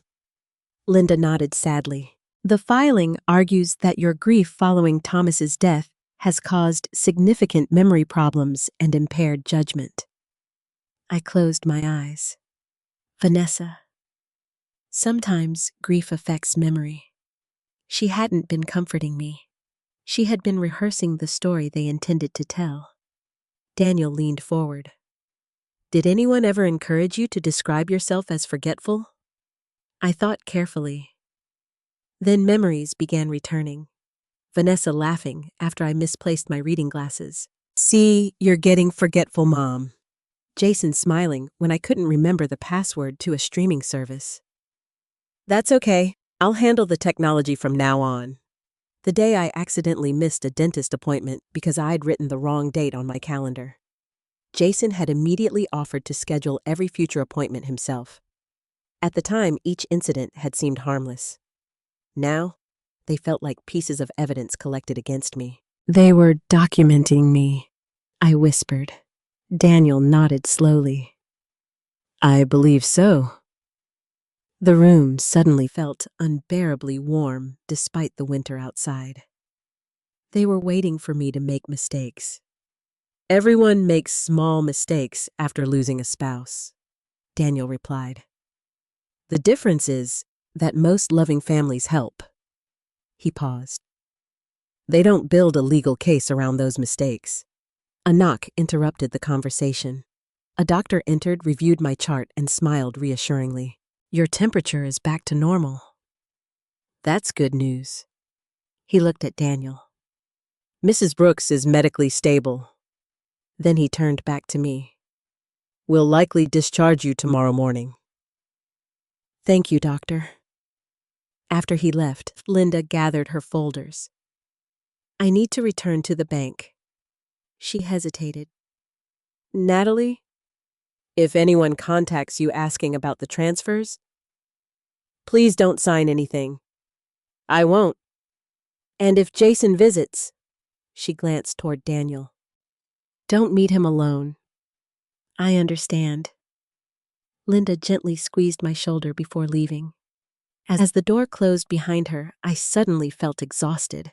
Not physically, emotionally. I keep asking myself the same question, I said quietly. Daniel waited. Where did I fail? You didn't. I must have. If I'd been a better mother. He shook his head immediately. No. Good parents don't create dishonest children. Good parents create opportunities. Adults make their own choices. I stared at the blanket covering my legs. I keep remembering the little boy who used to wait for me outside the school library. Jason had been 8 years old. Every Friday afternoon, he'd sit on the front steps with a comic book until I finished work. Sometimes he'd run across the parking lot shouting, "Mom!" Then he'd throw his arms around me like I'd been gone for months instead of hours. I smiled through fresh tears. I used to save half his Halloween candy because he knew chocolate was my favorite. Daniel listened quietly. He wasn't always like this. I believe you. He loved Thomas. I'm sure he did. So, what happened? Daniel took a slow breath. I've asked myself that question many times over the years. When I investigated families, I learned something. What? People rarely become dishonest overnight. It usually happens one compromise at a time.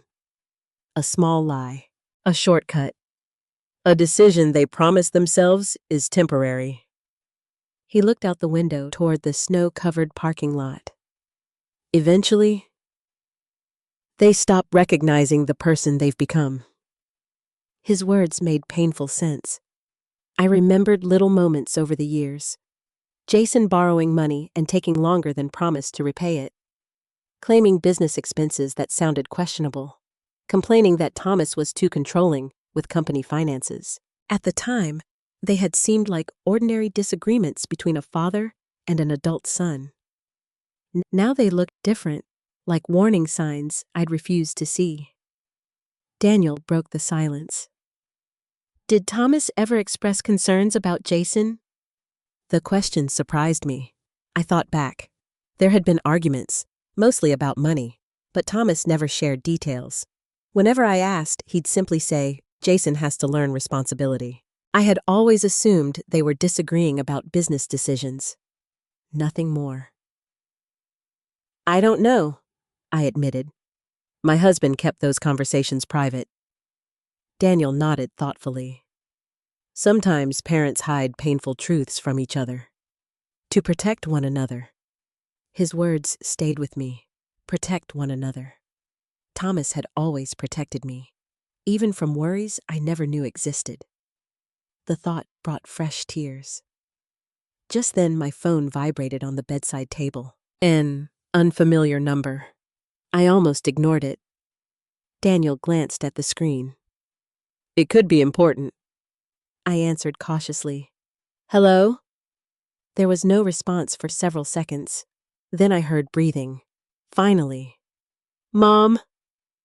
It was Jason. My heart instantly began racing. For one impossible moment, I wanted him to tell me there had been a misunderstanding, that he was sorry, that he'd been trying to surprise me. Anything. Instead, his first question was, Are you alone? I looked at Daniel. He gave a small shake of his head. No. There was another pause. Then Jason's voice softened. I've been worried sick. The words sounded practiced, almost rehearsed. You left me. I didn't. You drove away. I thought your friend was coming. I never said anyone was coming. Mom, he sighed dramatically. You're confused. Those 2 words hurt more than I expected, not because I believed them, because I finally understood the plan. If he could convince enough people that I was confused, nothing I said would matter. I remember everything. I know you think you do. His voice became gentle, the same gentle tone he'd used when convincing me to trust him. When you're feeling better, we'll fix this. Fix this. As though I were the problem. As though nearly $300,000 hadn't disappeared. As though I hadn't nearly frozen to death. Daniel quietly wrote something on a notepad and slid it toward me. Don't argue. Let him talk. I took a slow breath. Jason, why did you take my medication? Silence. Then he laughed nervously. What medication? The bottle Daniel found beside the highway. The silence that followed lasted much longer this time. When Jason finally spoke, his voice was different, careful, measured. I think whoever found you is filling your head with ideas. My heart sank. He wasn't denying it. I was attacking the witness. I'll come see you tomorrow, he continued. We'll straighten everything out. Before I could answer, he hung up. I lowered the phone slowly. Daniel looked at me. He never answered the question. I stared at the dark screen. No. He didn't. And for the first time since all of this had begun, I realized I no longer believed a single word my son said. I barely slept that night. Every time I closed my eyes, I heard Jason's voice. Mom, you're confused. The words echoed louder than the wind had inside the cabin. By morning, I realized something that hurt almost as much as losing the money. My son wasn't trying to convince me. He was trying to convince everyone else. The nurse brought breakfast just after 7. I forced myself to eat a few bites of oatmeal, even though I had little appetite. You'll need your strength, she said kindly. I smiled politely. If only she knew what kind of battle was waiting for me. An hour later, Daniel returned carrying 2 cups of coffee. I thought you might want the real thing instead of hospital coffee. I laughed for the first time in days. I already like you, he smiled. I'll take that as a compliment. As we talked, another visitor knocked on the door. A woman in her early 50s entered carrying a leather briefcase. She wore a charcoal gray suit, practical shoes, and an expression that suggested she had spent years solving difficult problems. Natalie Brooks. Yes. She offered her hand. I'm Rebecca Morgan. I specialize in elder law. Linda Chin asked me to come. I shook her hand. Thank you for coming. Rebecca sat beside the bed and immediately opened a legal folder.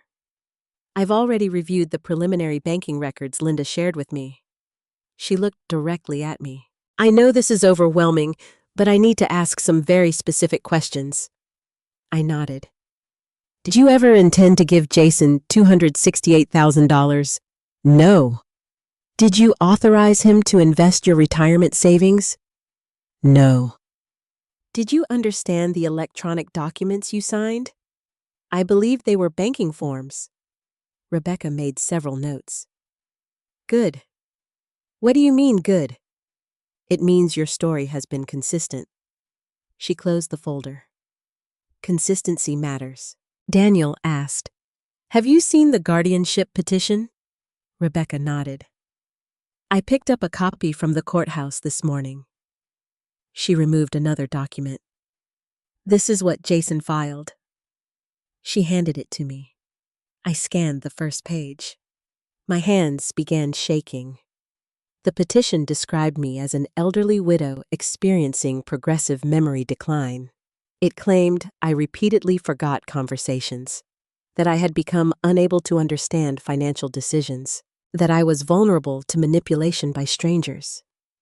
The final sentence nearly broke my heart. Immediate guardianship is necessary to protect Natalie Brooks from individuals who may exploit her emotional condition. I stared at the paper. He left me to freeze. And now he's saying someone else is exploiting me. Rebecca nodded grimly. Unfortunately, that's exactly what he's saying. I leaned back against the pillow. I don't recognize my own son anymore. Rebecca remained calm. I've handled many cases involving financial exploitation. The first strategy is often isolation. The second is control. The third, she paused, is convincing everyone the victim cannot be trusted. Daniel folded his arms. Classic credibility attack. Rebecca nodded. Exactly. She turned another page. Jason's attorney attached several examples. What examples? Rebecca read aloud. Mrs. Brooks misplaced her reading glasses several times. Mrs. Brooks forgot a dental appointment.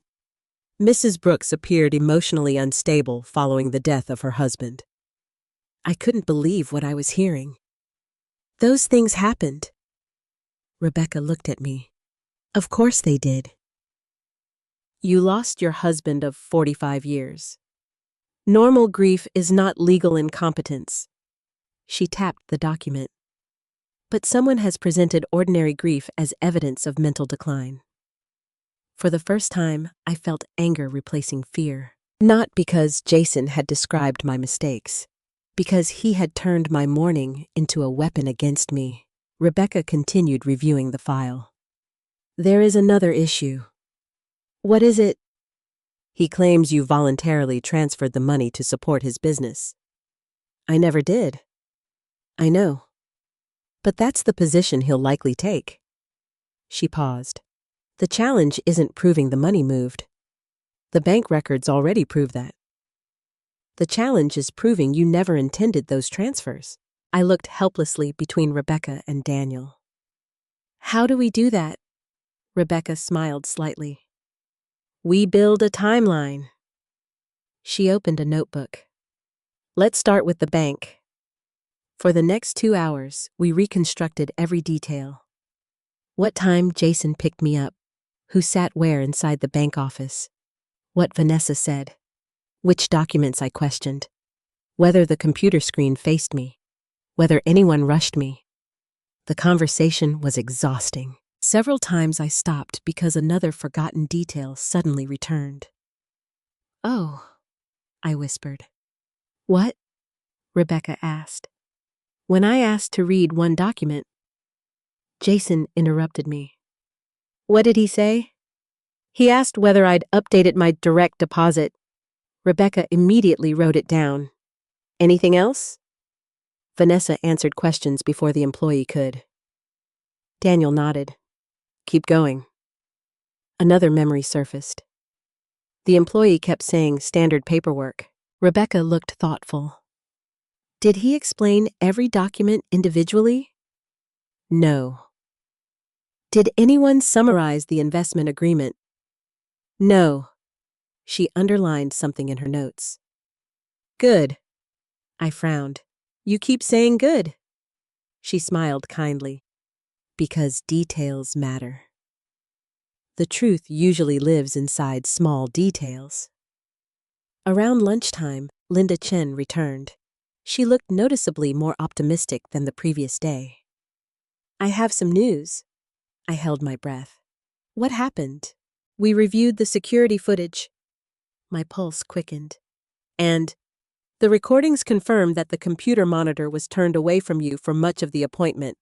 I looked at Rebecca. Is that important? Very, Linda continued. The video also shows you attempting to read at least 2 documents. What happened? Each time. She glanced at her notes. Jason redirected your attention. My heart skipped. So people can actually see that? Linda nodded. They can't hear the conversation. But the timing is very clear.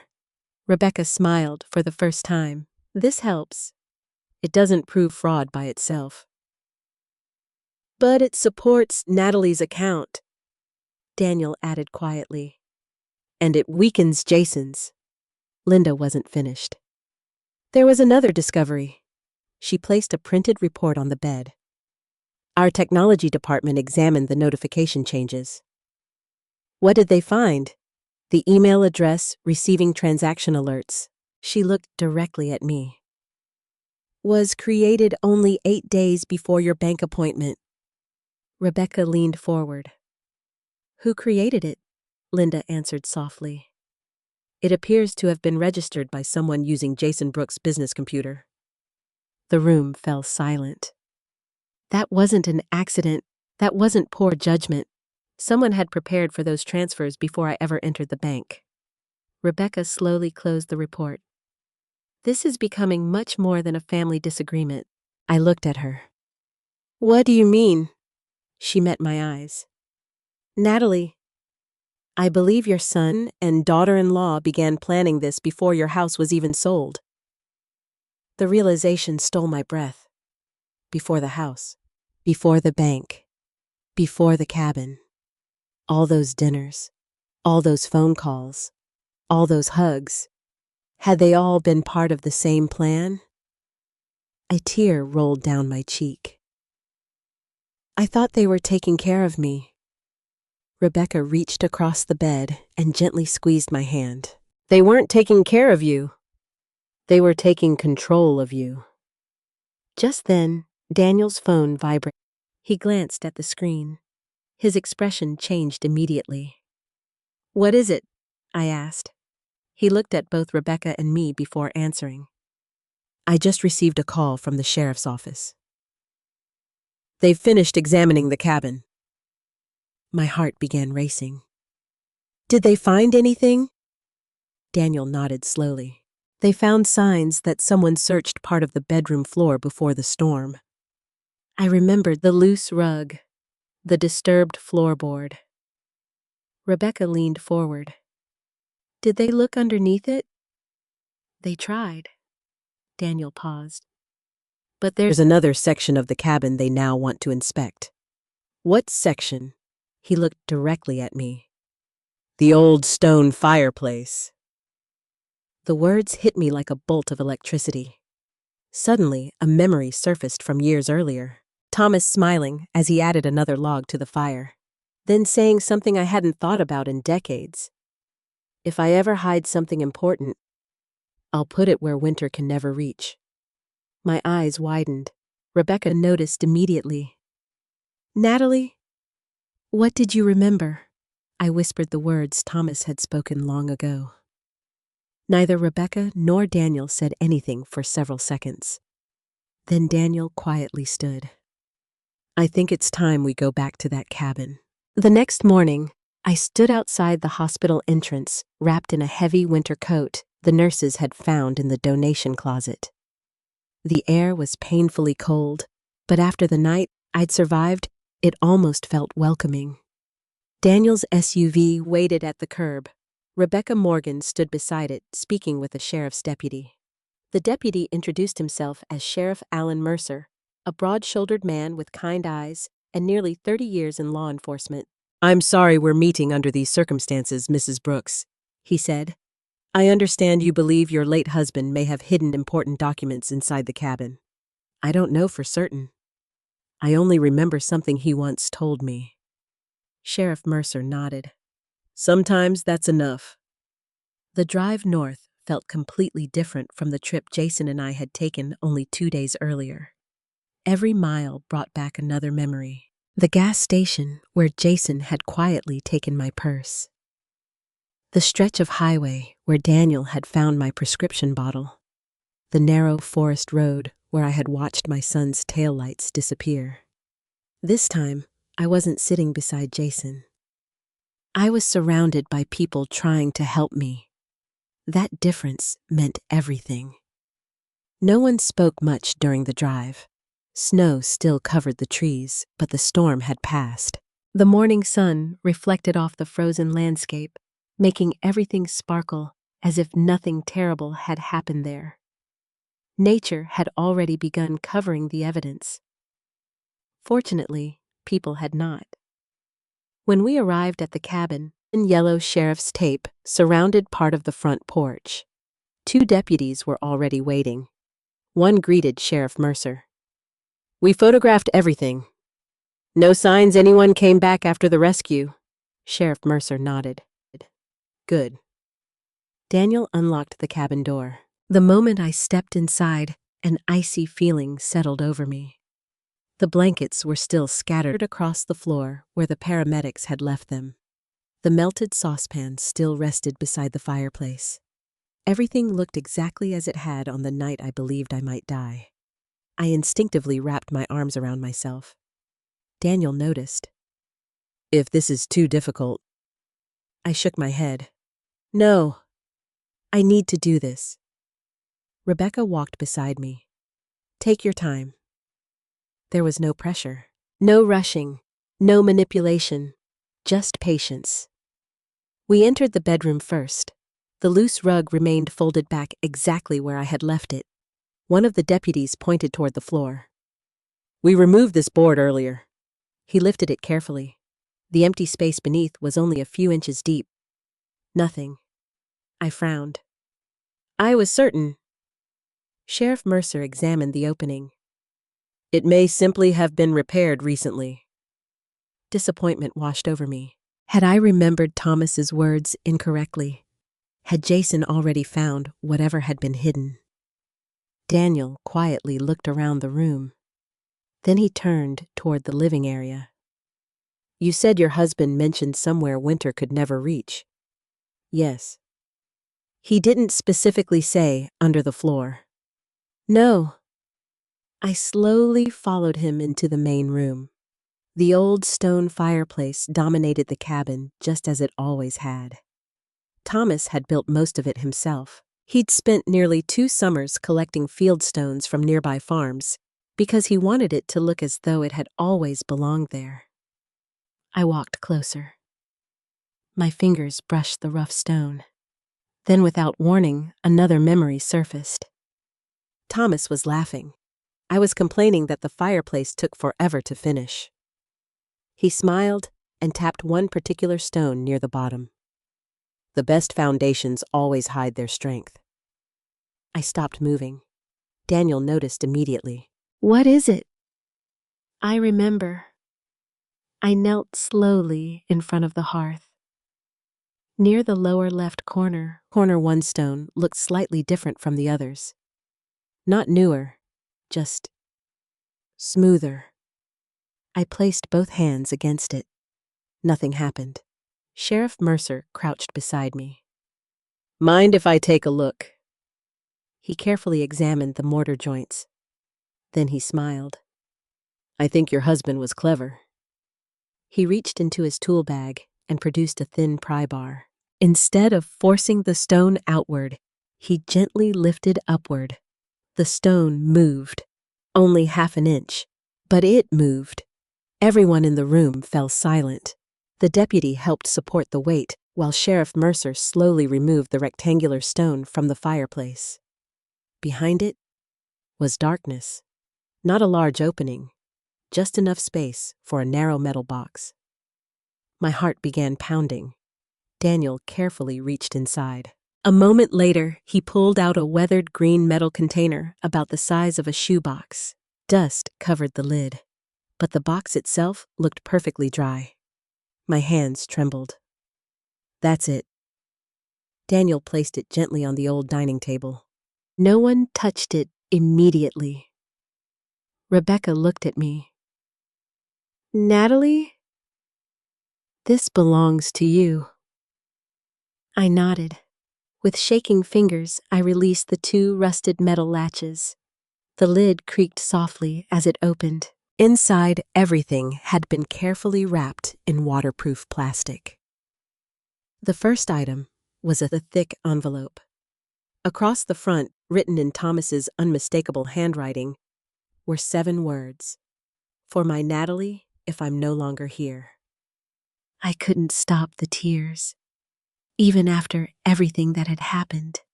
Seeing his handwriting felt like hearing his voice again.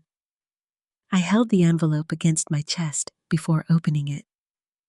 Beneath it lay several neatly organized folders. One was labeled Cabin Property Deed, another read Brooks Family Trust. A third carried a title that made my blood run cold, Jason Financial Records. Rebecca looked at me. May I? I nodded silently. She opened the folder while I unfolded Thomas's letter. The paper had yellowed slightly with age, but every word was perfectly clear. My dearest Natalie, if you're reading this letter, it means I'm no longer beside you, and that thought hurts me more than I can ever explain. My vision blurred. I paused to wipe away tears before continuing. First, I need you to know something. None of this is your fault. I kept these papers hidden because I wanted to protect you, not because I doubted you. My hands shook harder. Rebecca suddenly stopped reading her folder. Natalie. Her voice had changed. I looked up. She held several photocopied checks. Each carried Thomas's signature, or rather, a poor imitation of it. These are forged. Daniel stepped beside her. Rebecca continued turning pages. Invoices, bank statements, internal accounting reports.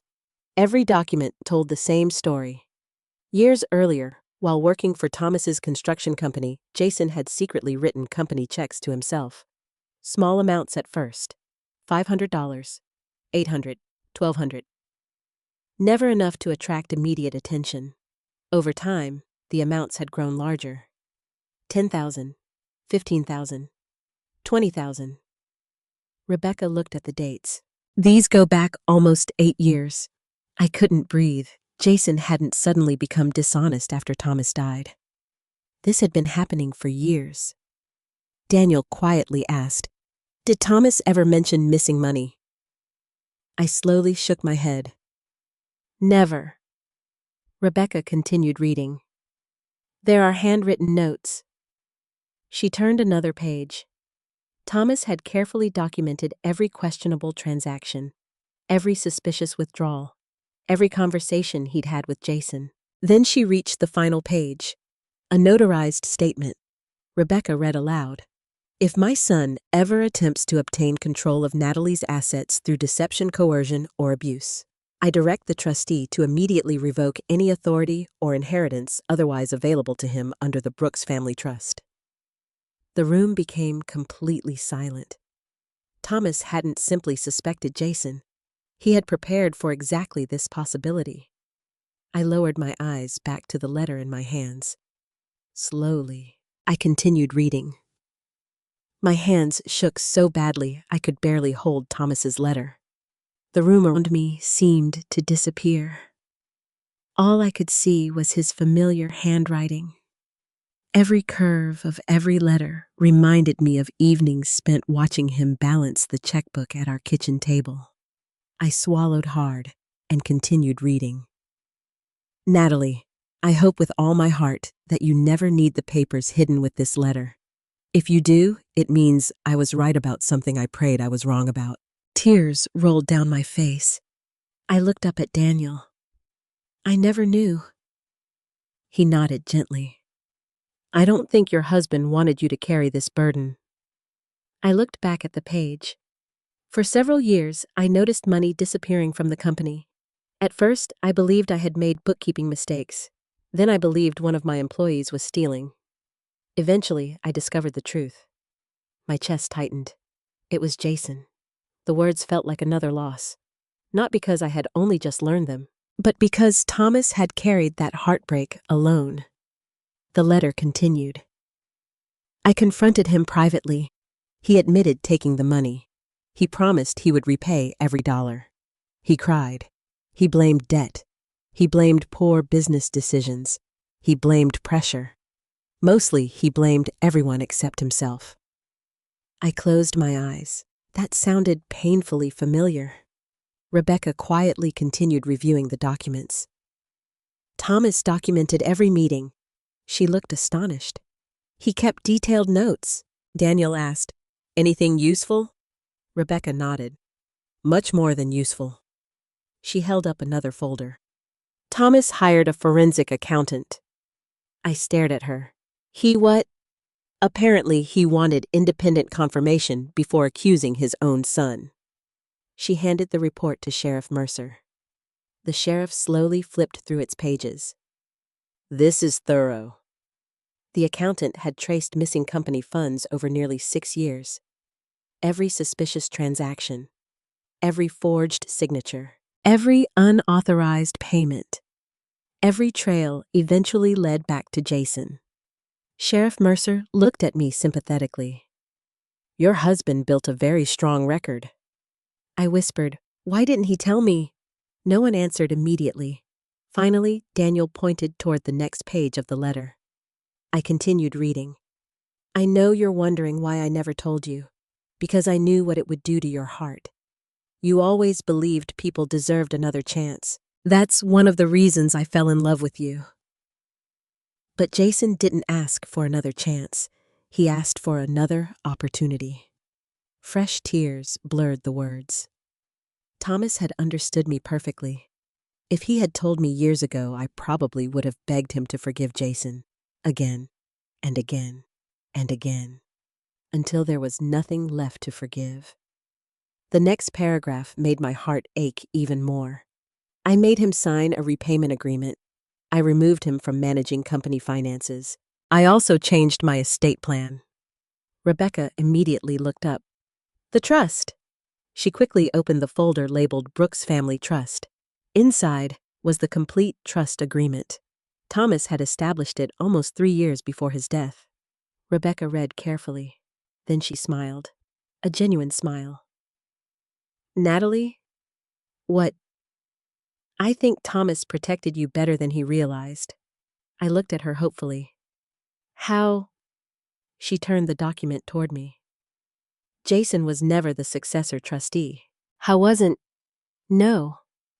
According to this trust, if you ever became unable to manage your affairs, she pointed to a name. Linda Chen becomes temporary financial trustee. I blinked in disbelief. Our banker. Rebecca nodded. Thomas specifically wrote that he wanted someone independent. Someone who knew both of you.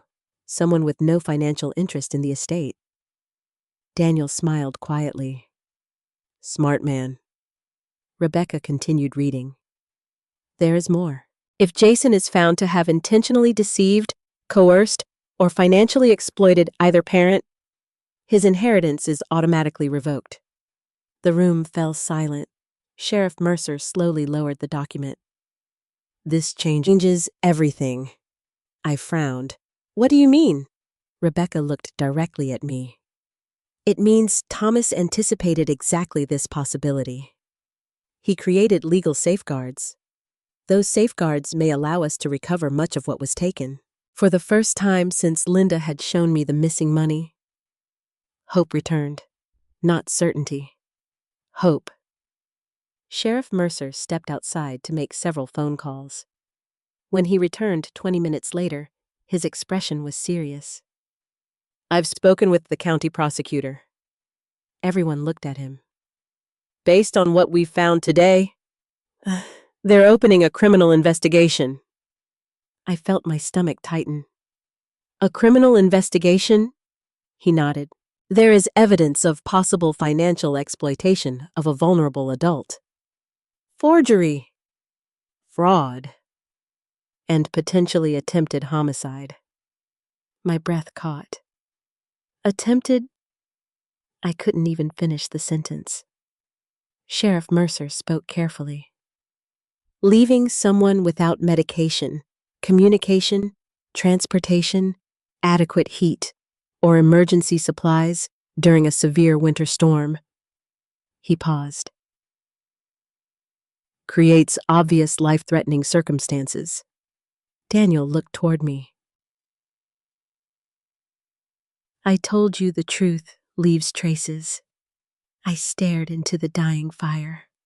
I had spent days trying to convince myself Jason hadn't meant to abandon me. The evidence no longer allowed that comfort. A deputy entered the cabin carrying another evidence bag.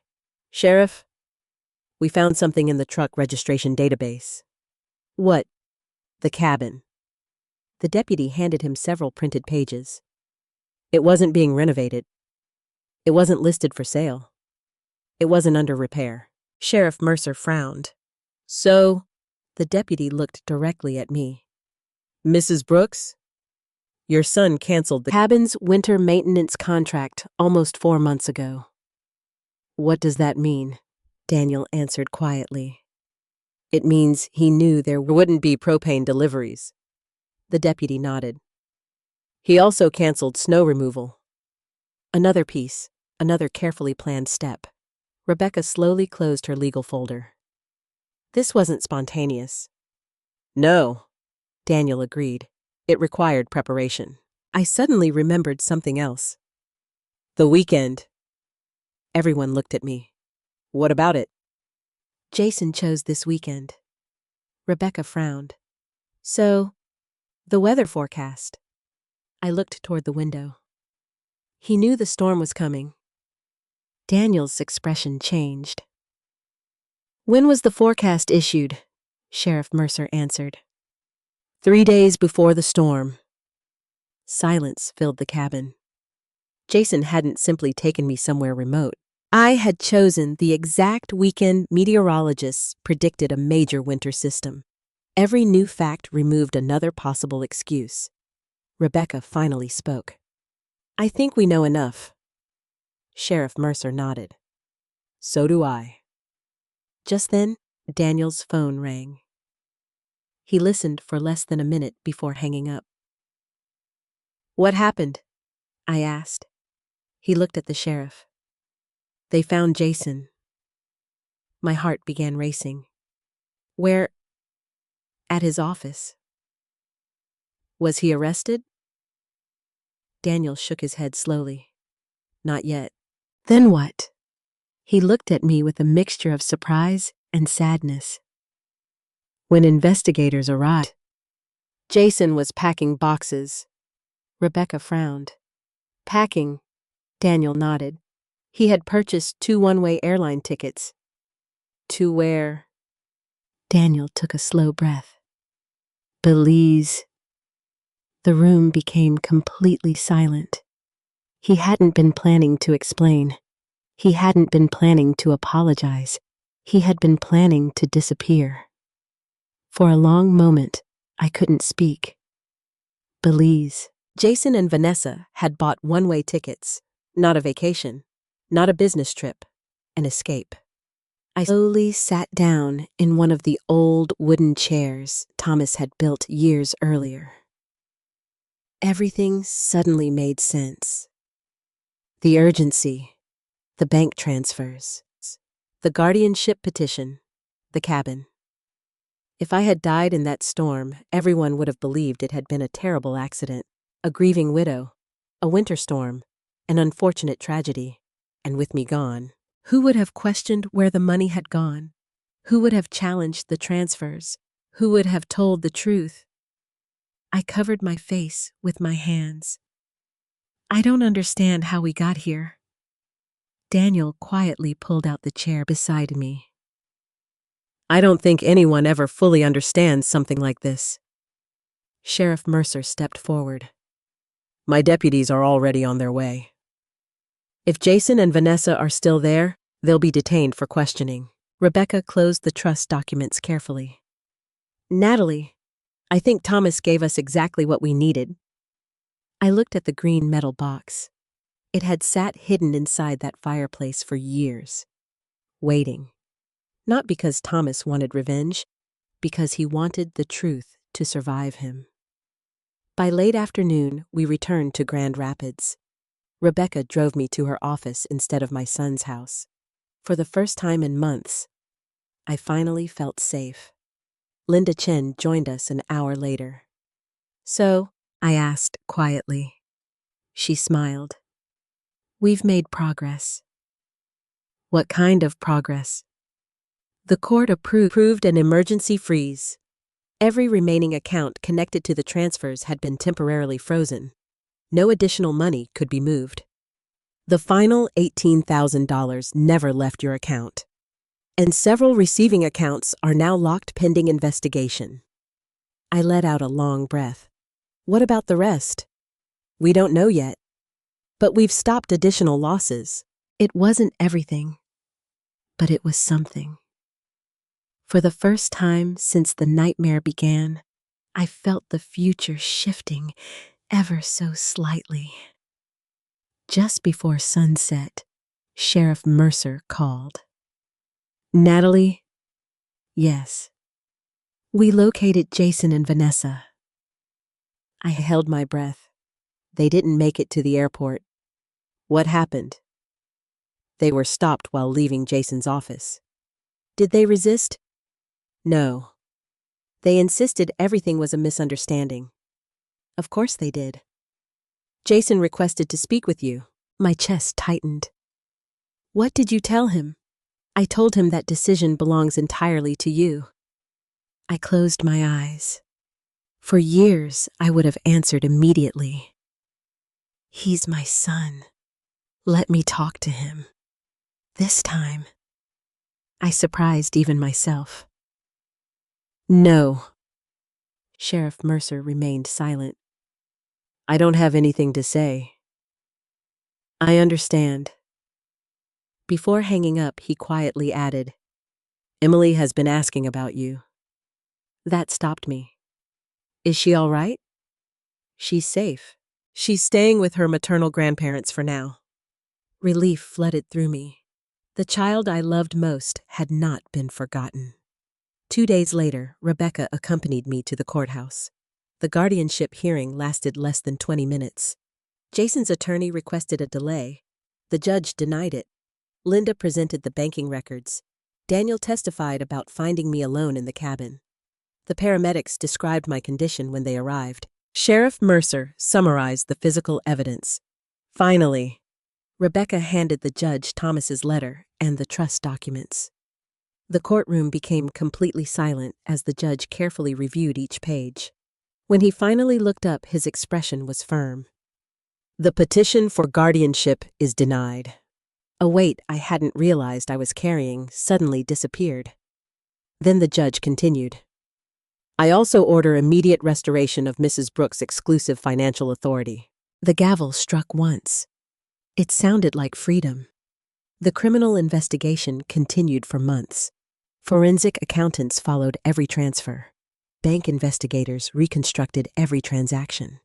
Digital specialists recovered deleted emails and financial records. One discovery shocked everyone. North Pine Holdings had never been a real operating company. It existed for one purpose: to receive my money. Eventually, prosecutors reached a settlement with several financial institutions and recovered a significant portion of the stolen funds. Not every dollar came back, but enough did. Enough to preserve the retirement Thomas and I had worked so hard to build. The cabin remained mine. So did my independence. Spring arrived quietly that year. The snow melted from the pine trees surrounding the cabin. Wildflowers appeared along the walking trail Thomas loved. One Saturday morning, I drove there alone. For the first time. Not because I was afraid, because I wanted to remember. I carried fresh flowers and placed them beside the fireplace where the hidden box had rested for so many years. Thank you, I whispered. I finally understand. Thomas had never hidden the truth from me because he lacked faith in me. He had hidden it because he hoped I would never need it. His greatest wish had been that Jason would change. His greatest fear had been that he wouldn't. I sat quietly for nearly an hour. The cabin no longer felt like the place where my son betrayed me. It felt like the place where my husband protected me one final time. Several weeks later, my doorbell rang. When I opened the door, Emily stood on my porch holding a small paper bag. She looked nervous. Hi, Grandma. I smiled through tears. Come here. she ran into my arms. For several moments, neither of us spoke. Finally, she whispered, "I'm sorry. You have nothing to apologize for. I wanted to warn you. I know. I was scared." "I know." She looked up at me. "I heard Mom and Dad talking. They kept saying everything would be better after the cabin." I didn't understand. "You were very brave." She reached into the paper bag. "I brought something." Inside was an old photograph. Thomas, Jason, Emily, and I stood together beside the cabin almost 10 years earlier. Everyone was smiling, even Jason. I stared at the picture for a long time. "I'd like to keep remembering Grandpa," Emily said softly. "But I don't want to remember all the bad things." I kissed the top of her head. "Neither do I." That afternoon, we planted a young maple tree in my backyard. Just the two of us. As we covered its roots with fresh soil, I realized something important. Families aren't held together by blood alone.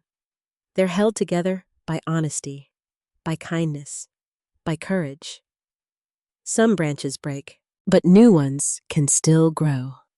Life lesson. If there's one thing this journey taught me, it's that trust is one of the greatest gifts we can give another person. But trust should never require us to surrender our voice, our independence, or our judgment. Love and wisdom are not enemies. You can love someone deeply and still ask questions. You can forgive without ignoring the truth. And you can protect yourself without feeling guilty. For years, I believed being a good mother meant always giving my son another chance. What I finally learned is that real love also requires boundaries. Sometimes, the most loving thing you can do for yourself, and even for someone who has chosen the wrong path, is to let them face the consequences of their own actions. Thomas left me more than savings or property. He left me the courage to stand up for myself even after he was gone.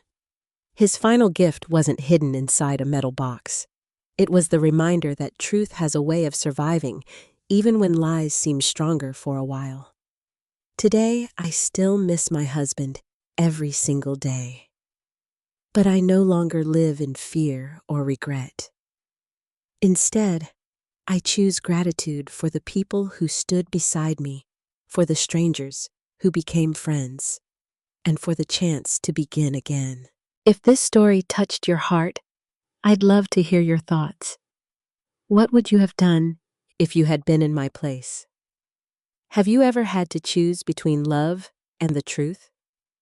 Share your story in the comments because someone reading it may need your encouragement today. And if you enjoy heartfelt family stories with powerful lessons about resilience, justice, and hope, please like this video and subscribe.